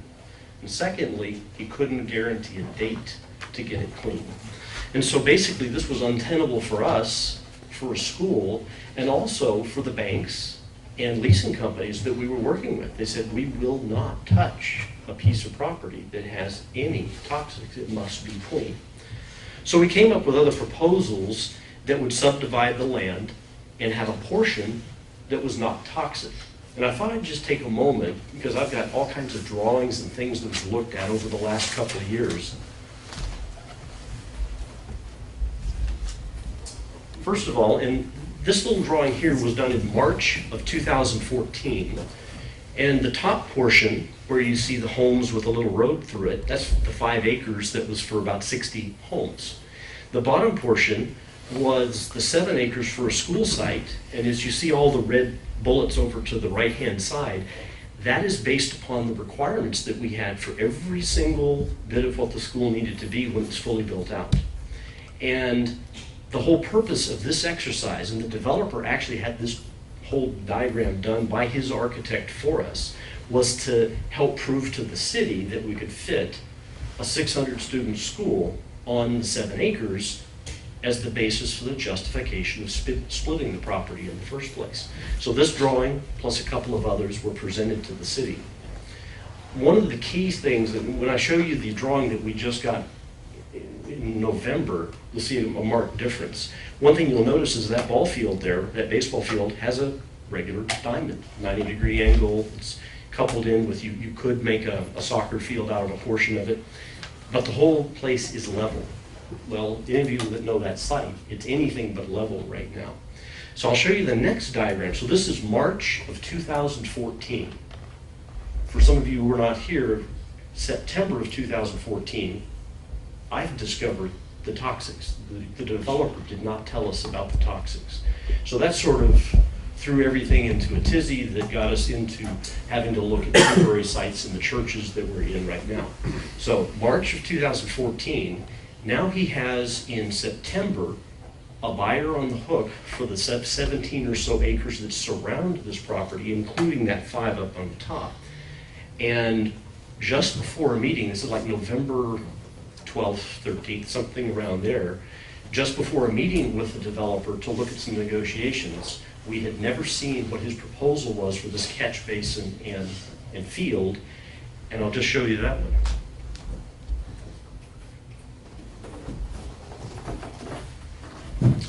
So what we have is, it's a very unusual thing. It almost looks like more like a racetrack on the left. That racetrack are actually elevations that the catch basin is depressed, and baseball field here, soccer field here, but the scale is such that those are not very big. You think that they are, but the fields are small, and everything in that diagonal that is on the right, that's up elevated on the existing property where the old fourplexes were that were built in 1963. Fourplexes were there until 2000. They were torn down, and you see all these blue dots. All these blue dots represent where the toxics are, and what the toxics are is nothing more than those fourplexes would have been slabs, and for termites, they drill a hole through the slab and put termite chloridane. And then what happens is everything's fine because it's sealed under the slab. But as soon as they took all the houses away, now it's all exposed, and that's a toxic problem. So we were looking at that, and the problem was we've got leasing companies that say, we'll lease you land, we'll take and build a school for you, lease it to you, and the whole thing, as long as you can do something without toxics. So we're trying to figure, okay, what things could we do And this was just before a meeting we had with the developer that I'll allude to in just a moment. So trying to be creative, we said, well, take the land and divide it differently. And I've got a vertical line in there in sort of 4 quadrants, if you will. And the idea is if we could get the land in the upper quadrants, there's no toxics up there. So we could do the school anyway. We weren't having to put it along Lighthouse. It could go along Fountain. In which case we get the property subdivided. So yes, we take the toxics and start building the school in the non-toxic section, which meets the bank and the financing agency's needs. But no deviation from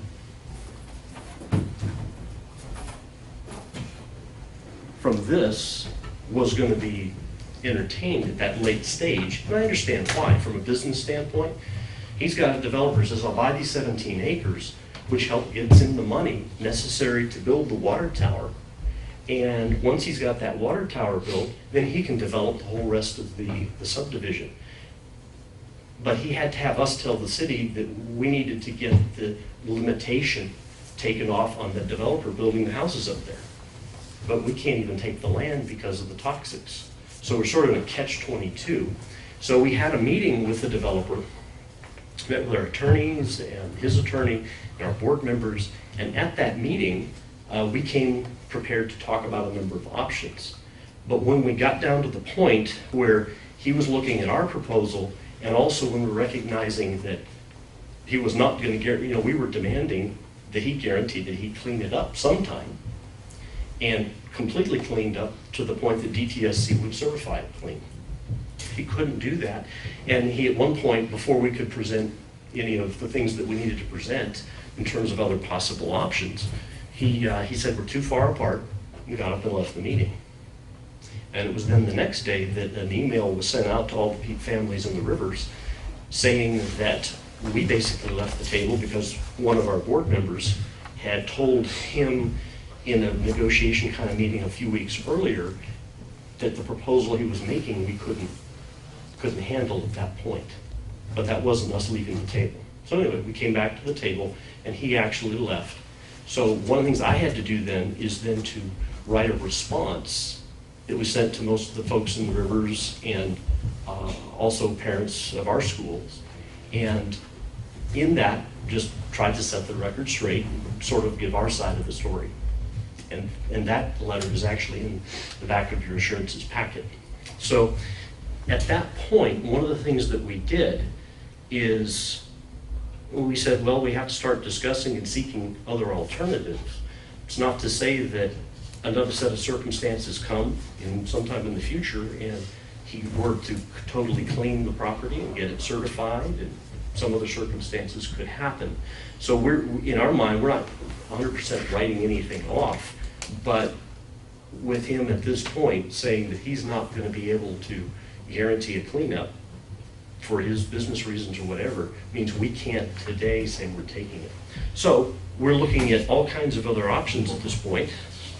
And a couple of things to note is our current lease with the churches are for 2 years with an option to extend at one of the churches to extend for another year. Our use permit, or conditional use permit with the city in both of the churches is for 3 years. And at about the 3-year mark anyway, we would be maxed out with what we could do in the churches. So we're looking for either a permanent or a larger temporary facility in the northern part of the city, and with an ideal start date of August 2017, but, and only if needed, we could do August of 2018. So we are and will continue to be looking at options, including office space, industrial space, land, church space, etc.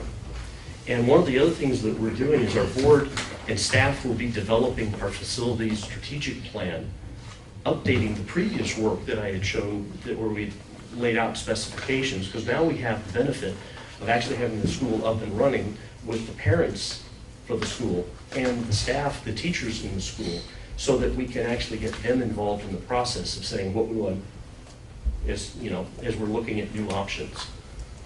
So that is what I have on the land, and I can obviously give a whole lot more detail, but I think that kind of gives a little bit of an idea of where we've come from and sort of where we're going at this point. Item number 3 is local board meetings. The next Westacre board meeting will be Monday, January 25th, and then followed by March 14th, May 9th, and June 13th. Each 6:15 p.m. meeting that I've just mentioned will be at Trinity Presbyterian at 1500 Park Boulevard. And next one, number 4, and the numbers I'm mentioning are the numbers that tie into your assurance numbers. The charter board membership for Washington Unified School District representative. While Superintendent Luna has resigned from the LCS board, we'll be providing board packets to her, and a seat on the board for a Washington representative is always available. Number 6, collective bargaining. As I mentioned last time, notices of collective bargaining rights with the exact language from the assurances have been given and will be given to all Lighthouse new hires. Has anybody signed up to be collectively bargained? Is there any through either CSEA or WTA? Are you guys, any of your employees in a collective bargaining agreement? No. In any unions? No. Do you know why? Any idea why? I'm asking, No. you've made it an offer to the teachers and to the certified staff or We were just, in the assurances, it asked us to put certain language to make sure that that was out there for. I understand that. My question is, has anybody participated in it? You've made an No. assurance that you're asking, you have the right teachers and staff to go forward with collective bargaining. You're saying to me nobody's selected to participate, correct? We've given that notice and nobody has said they wanted to do anything with that right that they're Okay, notified. that's my question. Yeah, Thank okay. Number 7, free public schools. While we encourage parents and others to volunteer, at Lighthouse, we're not and will not be requiring volunteer hours or payment from any family for required education. Staff, number 9A. Job descriptions for Lighthouse Charter School employees have not changed and were included in the last packet, so they're in that June 2015 assurances, pages 69 to 84. Retirement coverage. Full-time employees, 30 hours or more, will be enrolled in CalPERS or CalSTRS as appropriate. Contributions being made as the law requires. Classified staff are also covered by Social Security taxes. Employees may also voluntarily contribute to the 457B CalSTRS Pension 2 accounts. And more details can be found in our River Charter Schools audit, which has just been completed. And Mr. Landsberger has a copy of the audit that we gave in December, and if any of you would like a copy of our audit, I have some here that I'd be happy to give, because in there, and it's actually in the assurances on page 13 to 15, we have the 3 pages that just gives more detail about the retirement plans. Would anyone like a copy of the audit? Okay. Number 9E, governance. One of the key strengths of Lighthouse Charter School is that its governing board has strong visionaries, as Mr. Lewis has talked about, that have been developing and maintaining the educational strengths and culture of Lighthouse's sister school, Delta Elementary Charter in Clarksburg, which serves 128 Delta and Clarksburg students and about 260 West Sacramento students. Many of the community founder members have been serving kids in Clarksburg and West Sacramento for about 8 years. And critical to the success of DEX has been the core of community founder members that ensure the focus on project-based learning, art, music, learning garden, partnerships in the community, school culture, and fostering the collaboration amongst staff, and particularly the certificated staff. And finally, number 10, the annual certification. River Charter Schools incorporated in 2006 as a charter management organization, or a CMO. We have 2 other legal entities which are controlled by RCS and are IRS qualified supporting entities, and they're called Leaders and Scholars Inc. and Leaders and Scholars LLC. And as I mentioned, we just received our audit from Gilbert & Associates, a regional firm that's well experienced with the practices, best practices of CMOs. As River Charter Schools is a 501c3 in accordance with GAAP, we do not-for-profit accounting, and we have to have our audit covering the entirety of River Charter Schools with DEX and the Lighthouse as doing business as entities, not legal entities. The audit report, therefore, will contain River Charter School financials and notes in the first 19 pages, and then there's a couple of pages that actually just break it down amongst the various other groups, that, Lighthouse, DEX, Home Office, Leaders and Scholars Inc. and LLC. One of the key benefits of this required approach is that both Washington Unified School District and River Delta Unified will be able to see the financial health of the entire River Charter Schools organization when you look at our audit. This GAAP required approach to the audit does not preclude the required reporting to state or county agencies or the authorizers of the results in terms of budget in the alternative format. And in keeping with the required Lighthouse Charter assurances, at all times, as far as we know, fully satisfied all requirements of the California Charter Schools Act of '92 and all material provisions of its charter. Thank you. Well, again, I just very grateful for the opportunity to address your board. If there's anything else we can do or any other way you'd like your assurances every 6 months, just please let me know and I'll work directly with Superintendent Lynn on that. Thank you very much. Okay, we have some questions, so don't run off. Great. Did you have questions? I did, yeah. Go ahead. I have a couple, but I'll limit it to just one category. Since I'm new to the board and I don't know what many of the assurances were made originally, what was your initial enrollment in terms of either the insurances or what you actually had at initial enrollment? So you mean the projection of what we were originally had in our petition? Yeah. I think first year was over 240. What are you And that was with currently at? 102. 102? Right. So you're short 138? Due to our location, it'd be literally impossible to have 240 in the future. So what is so how many can you fit where you are currently? We are looking at next year going to 175 to 195, and that does fit. We'll have to do some renovations at our second site that we do have a lease agreement with at the Baptist Church, so we would be able to do that. So, okay, you have 2 locations. Yes. What is your capability? Currently we could take up to, at our current site without any renovations, Right. about 170. About 150, okay. And that would be very tight, but unfortunately with the site situation we have right now, we do have to wait for our permanent location plan, whether that will be within 3 years or whether we're gonna extend that. So if we do need to go in another temporary site in the meantime, we would do that. So you're currently 60 some odd short and 140 some odd short from where you projected. Sure. Yes. Okay. Thank you. Is that- Yeah, thank you. I have a question also on your facilities. So Lighthouse is completely the original location. Yeah, as Peter's outlined, I mean, again, he was not joking at all. If you wanted a 2-hour update, we could get that to you. It's been a very, very lengthy ordeal to the point where we were weeks from having portables delivered. We were that close to moving into that permanent site with what our plan was going to be.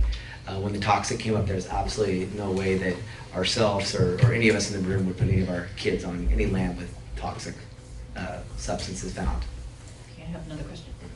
What other locations are you looking at? Right now, we're looking at commercial space, so we don't have anything specific. We are, Peter, I don't know if we want to have any updates specific with commercial space, but in the last 2 weeks, we've just been looking at anything local, and we'd like to be in the north area. That's our promise. There's far less commercial space in that area, so it makes it a little difficult. But that is definitely where our focus is up, not in Southport, but in the north part of the city.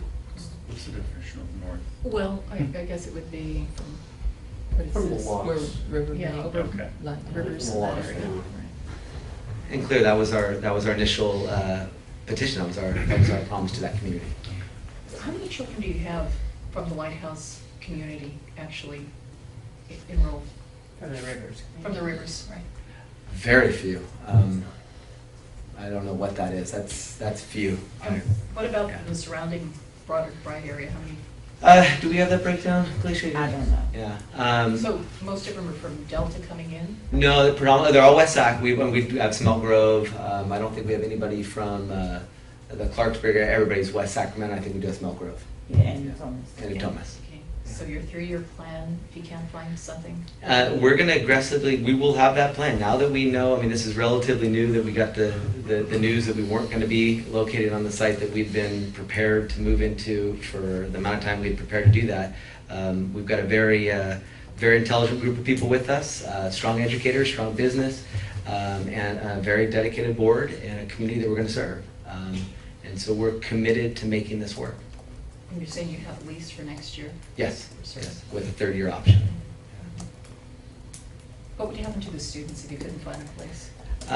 I couldn't answer that because we're very committed. I'm convinced it's going to work. I believe that by June, that would be the time we'd have a much stronger report to give you. I can tell you that the program that we have and the assurance that we were asked to provide tonight was to demonstrate that could we provide and will we provide a strong educational experience with a strong financial model for the children of West Sacramento. And that was what we're doing. That's what we're striving to do. We're extremely excited about the program we've created, and we know that it's going to build. We have our lottery coming up in 2 weeks, and we have several people already ready to enroll. So our messaging to the parents is the same I'm giving you. It's very transparent. We're looking at commercial space, and we're looking at options in the community. And we're going to continue to go on that route. That it's a commitment that we've made. We've got a very committed board, and we're not done.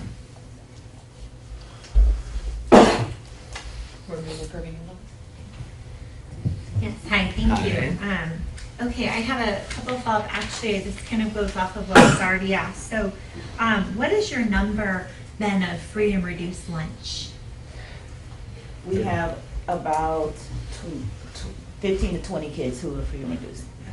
Out of 102? Okay. And how about below proficient, second language below proficient? We have 2.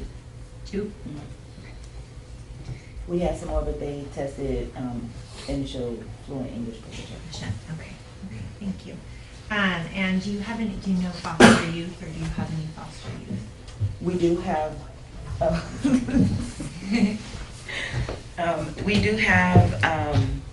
we do have a few, maybe 2 or 3. Okay, thank you. I asked that since we talked about your attacking the ethnic and socioeconomic achievement gap being your main focus. Okay, thank you for that. And then my other question would be job descriptions. We were told were updated or were the same, consistent. Right. And so I went back and checked, and I didn't see.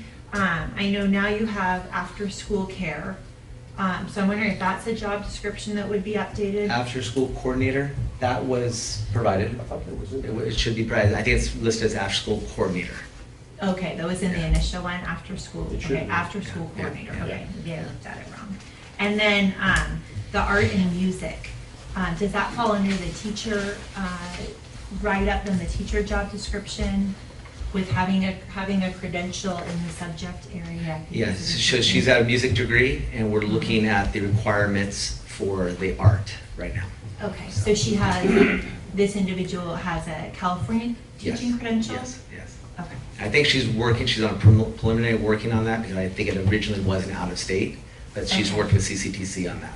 Okay, so she's working to get then the equivalent of a California credential. Exactly. And then you're working to see if that meets the job description of being, okay.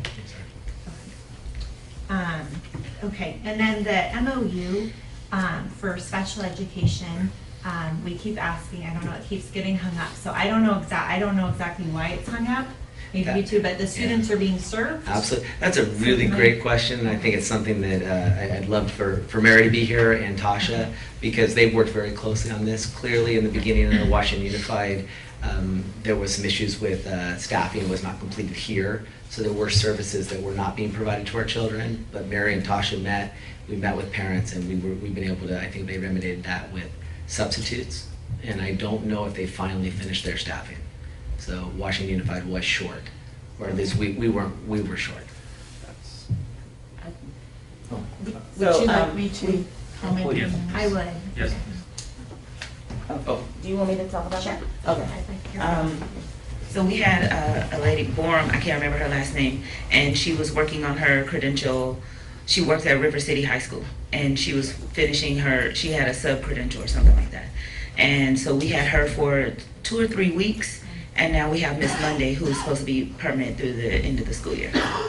And she services us, and I think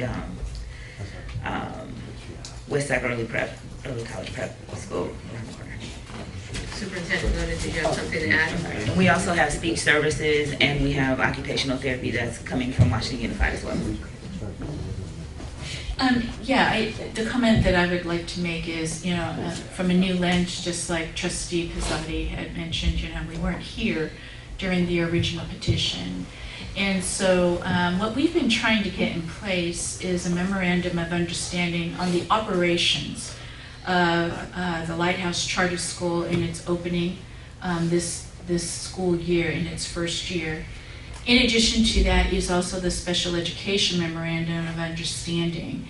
And while all of those should have been taken care of prior to a school opening, we are operating in good faith that our legal counsels will be able to come to terms with. So just to clarify, the district is providing the special education services for the students of Lighthouse Charter School. Now, we did not have an MOU in place to begin those services. The district stepped in to start those services, understanding our responsibilities as a public agency working with a charter agency. And so we have the services in place for them. All special education departments and school districts are all short. Please know, it was because we did not have an MOU in place. We stepped in when we realized students needed services, and we still have yet to put that MOU in place. And one reason I asked, I remember when the petition came forward and we had parents speaking to us, and I remember very vividly a parent telling us her child had special needs and special services, and she was demanding that we, that we give her child a place and that her child is served.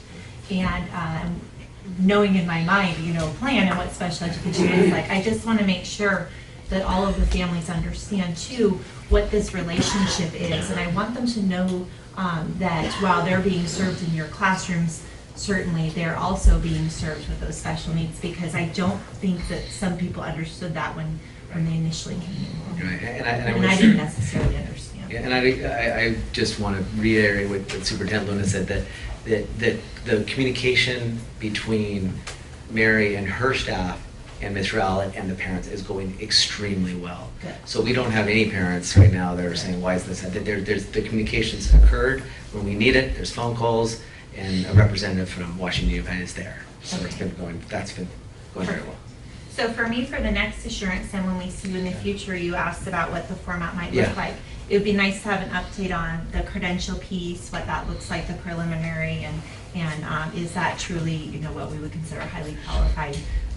And then the pieces of where you are after your enrollment push with your ethnic and socioeconomic populations would be I appreciate it. And if anything, if we can just kind of finalize that maybe, and then Superintendent Luna and I can kind of get that, and I'll make sure our board gets it, and we'll be sure to get you what you need. And again, if anything updated prior to that, I hope we don't have to wait for 6-month, super formal, close, tight reports like this. I hope we can meet as often as you need to. And like I said, if you've got a question, you want to see things in action, please do take me up on the offer. I'd love to see all of you at our school.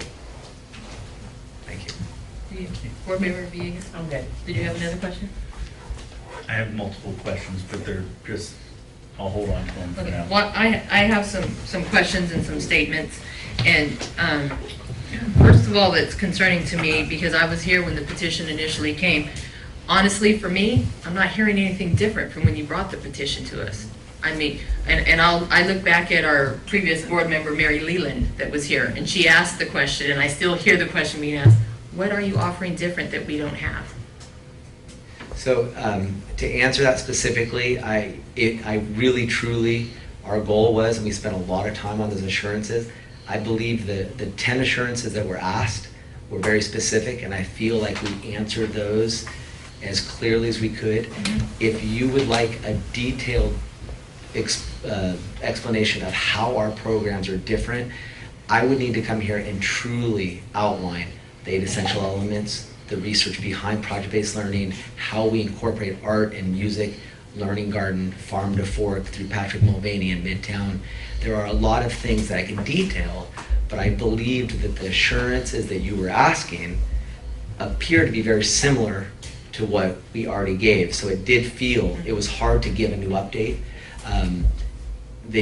It talked about educational program. If you would like me to come back another time and truly detail what makes us unique and different, I can do that. It would be very, very specific, and I would ask that we would either provide PowerPoint presentations, videos, tours, because to truly understand what makes the Lighthouse unique, it's to understand that we are taking student and parent voice and hearing what they would like from our school, and then we're providing that. And it's truly around problem solving, critical thinking. It's the basis behind project-based learning. So if I would be more than, well, like, I'd love to provide that type of update, because I think that might be the best way to explain how we're different, but I don't really want to say we're different. I don't think we're different or better, because I don't know any of your schools. I don't know if you do art and music. I don't know if you do PBL at our level. To get up here and detail at that level, it would feel very odd for me, because I feel like I was showing off our program. It's a very strong program that's focused on project-based learning. Students have incredible gains in academics, and they're truly engaged. Kids are problem solvers. They're very critical. They're public speakers. It's very unique. And so I could do that if that's what you would like, and I apologize that I misunderstood the assurances, and I know there's a couple more. I thank you for the update on the assurances. Thank your staff, the principal, everybody. I mean, it was good to hear the good things, but for me, you need to boast about what you're doing, because and this is my opinion, I'm not speaking for the board. When charter schools come, or you hear about charter schools opening, it's usually because they offer something that we don't offer. And so you're talking about gardening, you're talking about music, you're talking about ceramics, pottery. We offer all that. So that's what I was looking for. I mean, what can I get excited to hear about your school?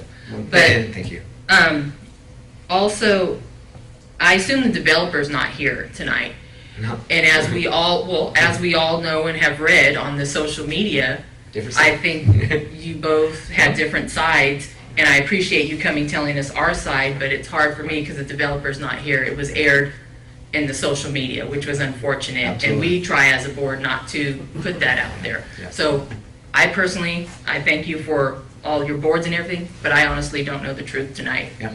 Okay. It's unfortunate, it's social media, and I appreciate what you did present to us.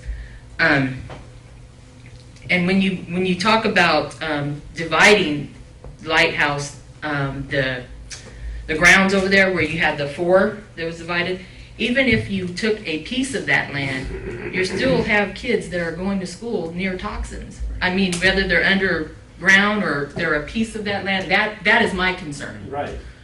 And I know you can't do anything about that, but I'm just throwing that out there. Yeah.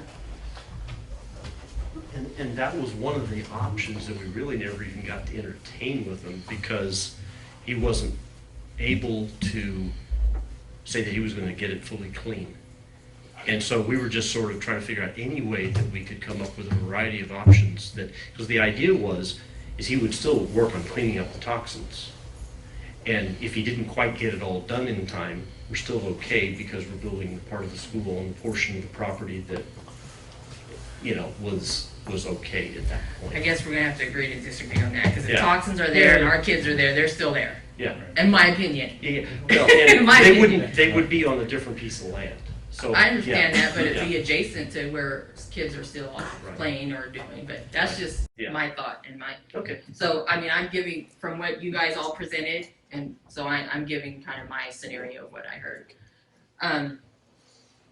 And also, we are working very hard with our new superintendent on governance with our board.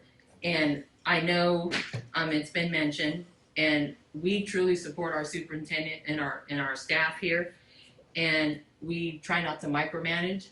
And so I know it's been told, but we would really prefer, instead of you reaching out to individual board members, going through our superintendent, so we don't get 5 different stories, which is happening, Absolutely. unfortunately. It's absolutely, and I assure you, and I've talked to our board, and made it very clear, that communication from board members to you is not acceptable. We'll go through each other, absolutely.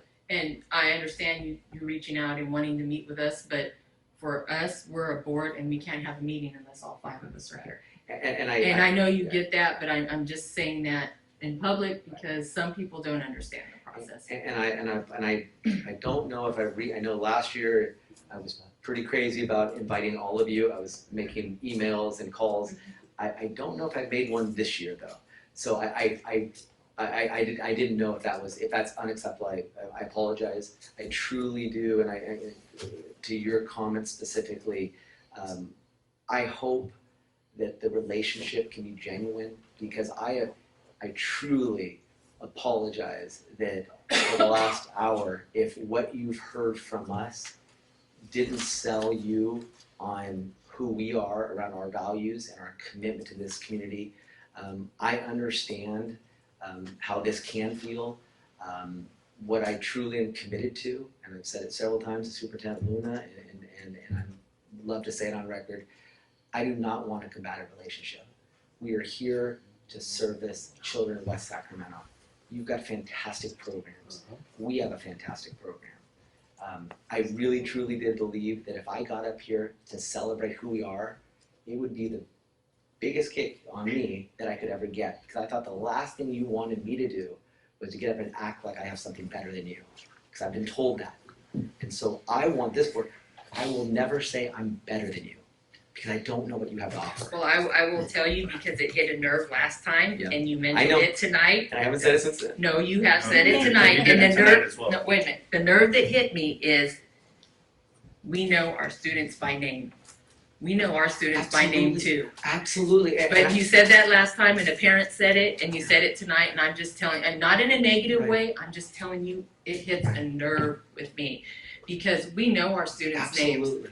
and I can tell you, we've been on campus, oh my gosh, I'm on Absolutely. campuses, I know our students' names. Well, So- I don't wanna take that in a negative connotation, I'm just telling you, it hits a nerve with me. And I agree, I want a positive relationship, I wanna hear all the good things that you guys are doing, but I'm not hearing it. You came and you told us about the land, you told us about the assurances, which is good, but and you heard from us about good things that are happening. I wanna hear that as a partner. Right. I wanna say, the other last question before I forget, I'm sorry, is we talked about, you don't have the enrollment you hoped you had. Right. So did you lose funding because you don't have the funding? Well, The- no, and again, funding questions we can talk a lot about. I think we provided where we are as an organization, that we're doing all right, and so we can handle the low enrollment right now because our organization is strong. So I believe we provided that, or if not, I think we could. I mean, it's the low enrollment. While that does affect one site's funding, our organization as a charter management organization is doing extremely well. Because I can tell you, we have board meetings twice a month. Yeah. If you had a teacher or somebody just come and say, hey, you know what, we did this, the assurances are nice, but as a partner, I want to be assured constantly. I'm so grateful to hear that, because I truly And not did to take believe up that an was- hour or 30 Yeah. minutes. We give you Well, 3 minutes, but have some of your folks come and Oh, tell we could have us. broken this 2 hours over, I know, 3 minutes. I know, but this is a conversation that Yeah. needed to be had and something we required of your school. So, but don't be afraid to do that. That is a Well, thank partner, and I would love to hear even from your students. you know. I so greatly appreciate, I really truly, a huge misunderstanding, I really did not No, it's think not. we were welcome to do that, I apologize. Oh, okay. And I only, what I mean by that is, it's been so formal that I don't wanna break any of our rules. I don't wanna be fearful of saying that one of the things that makes us special is we know kids by name or need. And by me saying that, in no way would I ever say you don't do that. And I'm sorry that it struck a nerve, and I think the only way we can eliminate that is to embrace us as one of your schools, and hopefully you would want every administrator, every one of your schools to come here and say, we know our kids by name or need. Because just because I say it does not mean I don't think you do it. I'm so fearful of what I say, but You shouldn't now, be scared of us, we're Right. partners. Exactly. But I do want to celebrate. That's when I say that, and that's why I had another 10 minutes to go over, but I'm not going to use it because I wanted you to see what you would see on our campus, and this isn't what you don't do because I don't know. You walk onto a River Charter School campus, every adult will greet you with a smile. Every student is greeted by name and need with a handshake. Every student. I'm not saying you don't do that. You want to know what makes us unique and special? That's what I want to celebrate. Because that's one thing I can get, and I can do our professional development. I can hire an administrator, and I can say, this is what we expect of you. We expect data collaboration weekly. If teachers don't agree to that, then it's not a thing. We collaborate weekly. We greet kids with a smile. And if an adult walks on our campus, not just for safety, you greet them because you want to know who they are, what they have. When we do our needs assessment, what they love about us, they tell us, is that connection, the smiling And I positive agree. attitude. So I greatly apologize if anything was taken out of context. And if No, any- I'm just telling you for my personal note.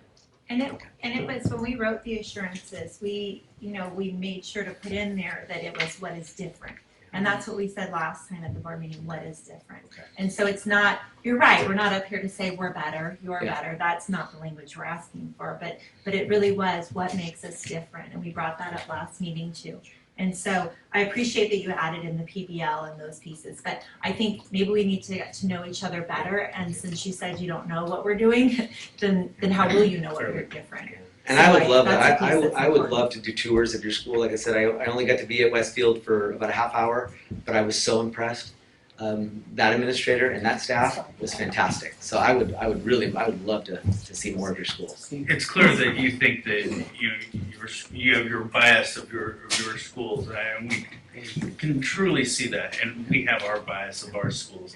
But one thing you did say that did catch me, that I heard you kind of said it in passing, but you said something about the music and arts program up to our level, and you're referring back to our schools. And that's one of the things, you said it because you didn't know if our schools were up to our level.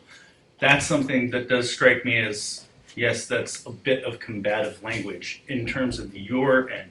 And that, I mean, I don't want to be combative with anybody. I just want to make sure that you have your schools and we have our schools, and we both love them dearly. Otherwise, we wouldn't be doing what we're doing.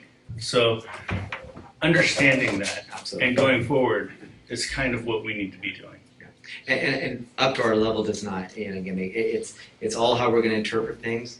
I don't know anything about the programs here, and I would hope that we get to know each other's programs so we can speak. Hey, guess what happens in Washington Unified? They value art and music. Washington Unified includes Lighthouse Charter School, and I just hope that I welcome to our board meetings. I welcome to all of our things. I want to be as transparent on everything, and as a new board member, I would just welcome so much being able to share more of this with you. So, I think- Can I say something? yes. Would you mind? Quickly. We're very quick, and I really want to close this. Let's be sure I know, we do too. I know. Good evening. My name is James Darren Hall. I am the board president for our program. And I wasn't going to speak tonight, but I heard something, and I want to give you something I think you're asking for. I had the opportunity to see something today, which blew me away, and it really blew me away, is some students came up, the principal was talking to me. This was at our school in Clarksburg, but it's still the same culture and what we try to put forward. And I was talking to the principal about some things, and there were some students standing behind us, very politely, and she goes, gentlemen, and they said, you told us we can't play touch football because kids are going to get hurt. So we don't. But we found these flags, and we want to give a presentation to you about how we can still play using these flags so we don't have to use two hands and we'll go for the flags. And she goes, where did you find it? He goes, you gave us the problem, we found the solution. These are fourth graders. And I think that's what I want to show, and I think that's what we try to put forward. And I know you do those things, but that's what's instilled, and that's what I saw in our students, and I was blown away. I said, holy cow, those are problem solvers in fourth grade. I need some of those in my agency. So I just want to close with that and know that I hear what you're saying, and I will be going back to my peers, and we will provide you what you need in the future, and know that my board members will be working through Steve, who will be working through Linda. I made that Thank you. perfectly clear to my peers. Thank you. Thank you for your time. Thank you for staying this evening. Superintendent Linda, did you have something to wrap it up? I do. Thank you, President Cruz. I just want to reiterate our commitment as superintendents that we are truly working on a collaborative, professional relationship on what is best for kids. But I also want to remind the board and all present that Washington Unified School District is the oversight entity over an independent charter school, which in this case is Lighthouse Charter. Our responsibility is to ensure that the independent school meets their assurances, meets the guidelines of the petition and the commitment of which the school was founded on. And that is really what our responsibility is. And so I want to thank the board so much for all of the support to the programs and the love for our schools. We could be here 24 hours nonstop talking about all of our schools. And so, you know, you have very good questions, and we're going to do our best to get those specific answers. Because one of the things about why an independent school is founded is because it is a program that is not offered in the public education entity, the local agency. And so we will get that answered for you. I've heard, you know, that it has been asked, and we need to answer that. It's not about our programs. It's about we are responsible to oversee and ensure that the independent school is meeting the commitment of the original petition. And so just know that you have the commitment from Superintendent Lewis and myself to work collaboratively and very positively on behalf of both of our organizations. Thank you. Thank you all tonight for staying. So we are to action items. N1 and N2 we tabled for February. N3, approval of Board Resolution 1516-13 for the adoption of the informal bidding of the California Uniform Public Construction Cost Accounting Act procedures, CUPCCAA, business services. Don't ask me to repeat that. Don't ask me to repeat that. What you have in front of you, we've worked on this for quite a while. Actually, I had a little bit of a conversation with board member Kirby Gonzalez before the meeting. What you have in front of you, you have two board resolutions, Resolution 13, Resolution 14.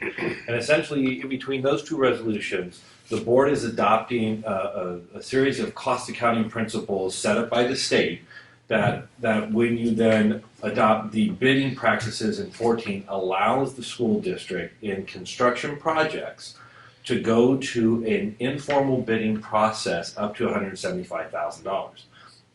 What you might not be aware is our current protocol says at $15,000 we have to go out to formal bid. And formal bid in the school district means advertising in a newspaper local area. At 15? At $15,000. So I do something minor and it gets looked at as a construction project, and I'm into this huge amount of regulation and stuff that takes a lot of time.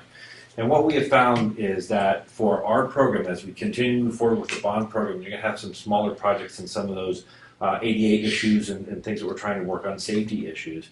You're going to have smaller projects.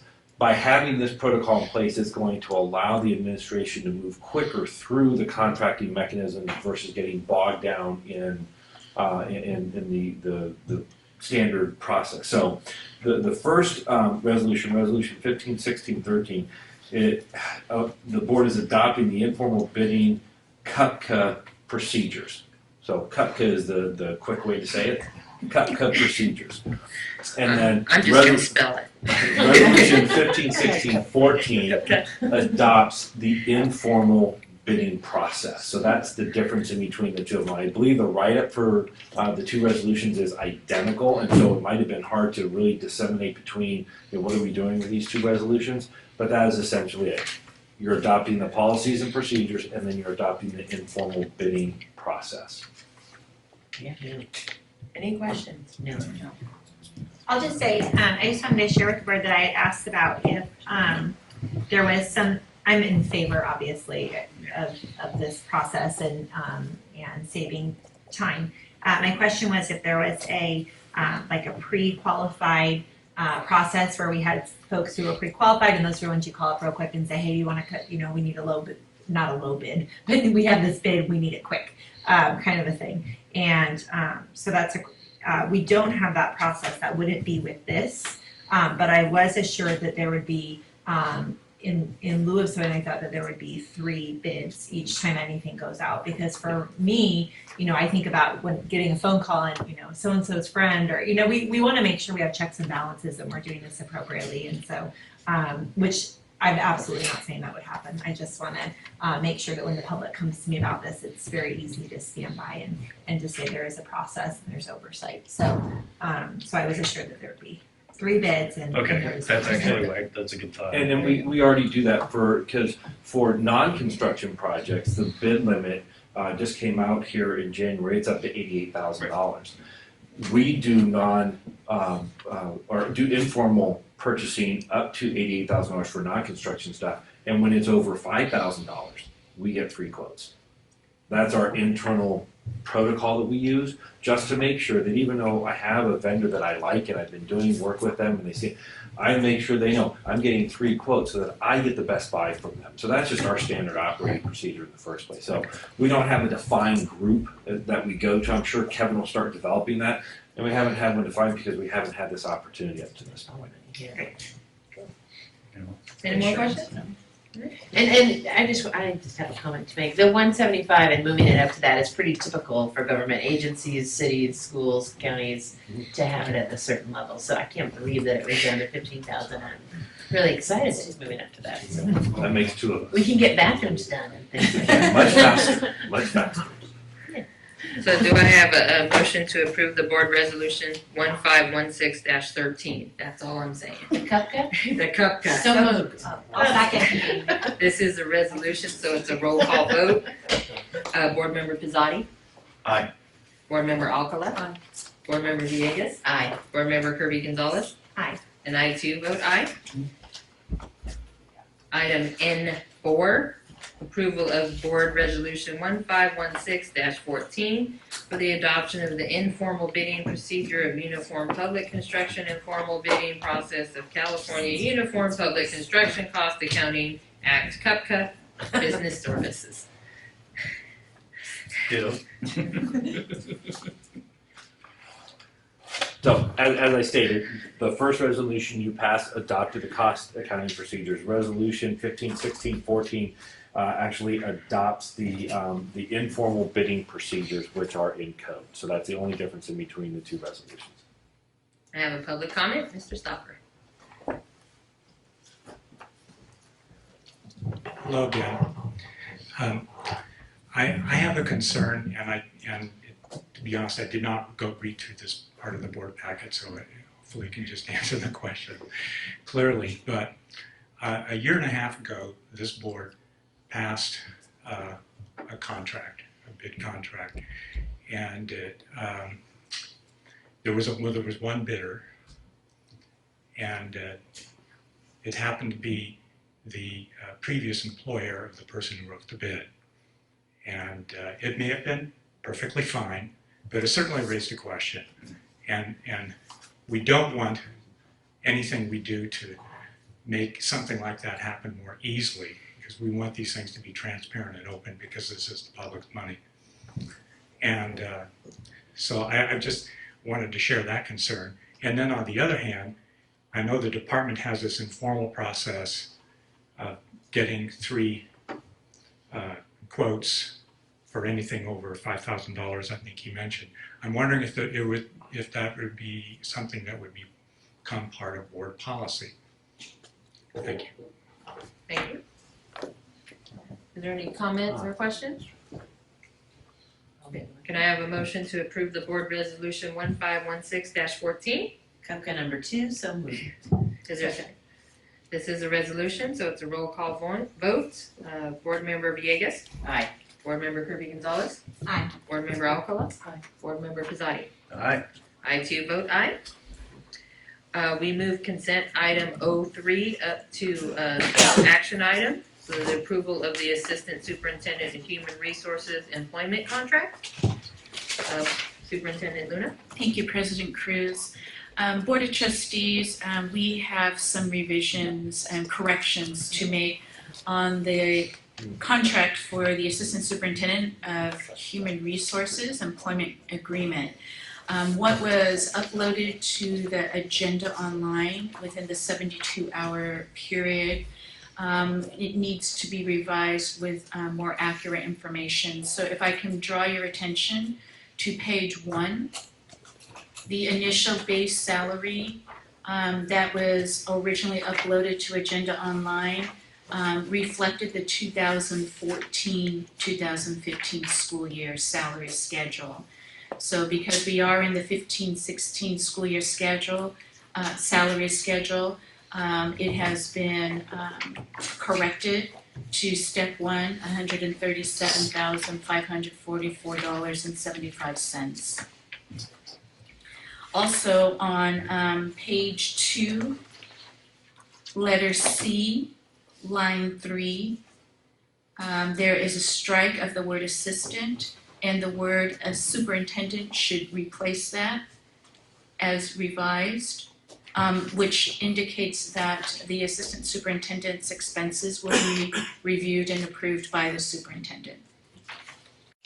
On page 3, bottom paragraph, early termination, section B. It has incorrect formatting. It says in addition to 9A, it should read 8A. And then that occurs again on the top of page 4. First line, instead of 9A, it should read 8A. This has been reviewed by our legal counsel.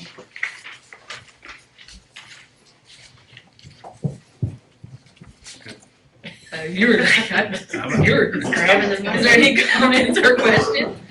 Can I have a motion to approve the Assistant Superintendent of Human Resources Employment Contract? So moved. Is there a second? Second. All those in favor say aye. Aye. With that, can I get a motion to approve the consent agenda? So moved. Is there a second? I'll second. All those in favor say aye. Aye. I wrote so many notes and stuff, I've lost my place. We are board, oh wait a minute, no, yeah, board governance. Is there any comments or questions or updates?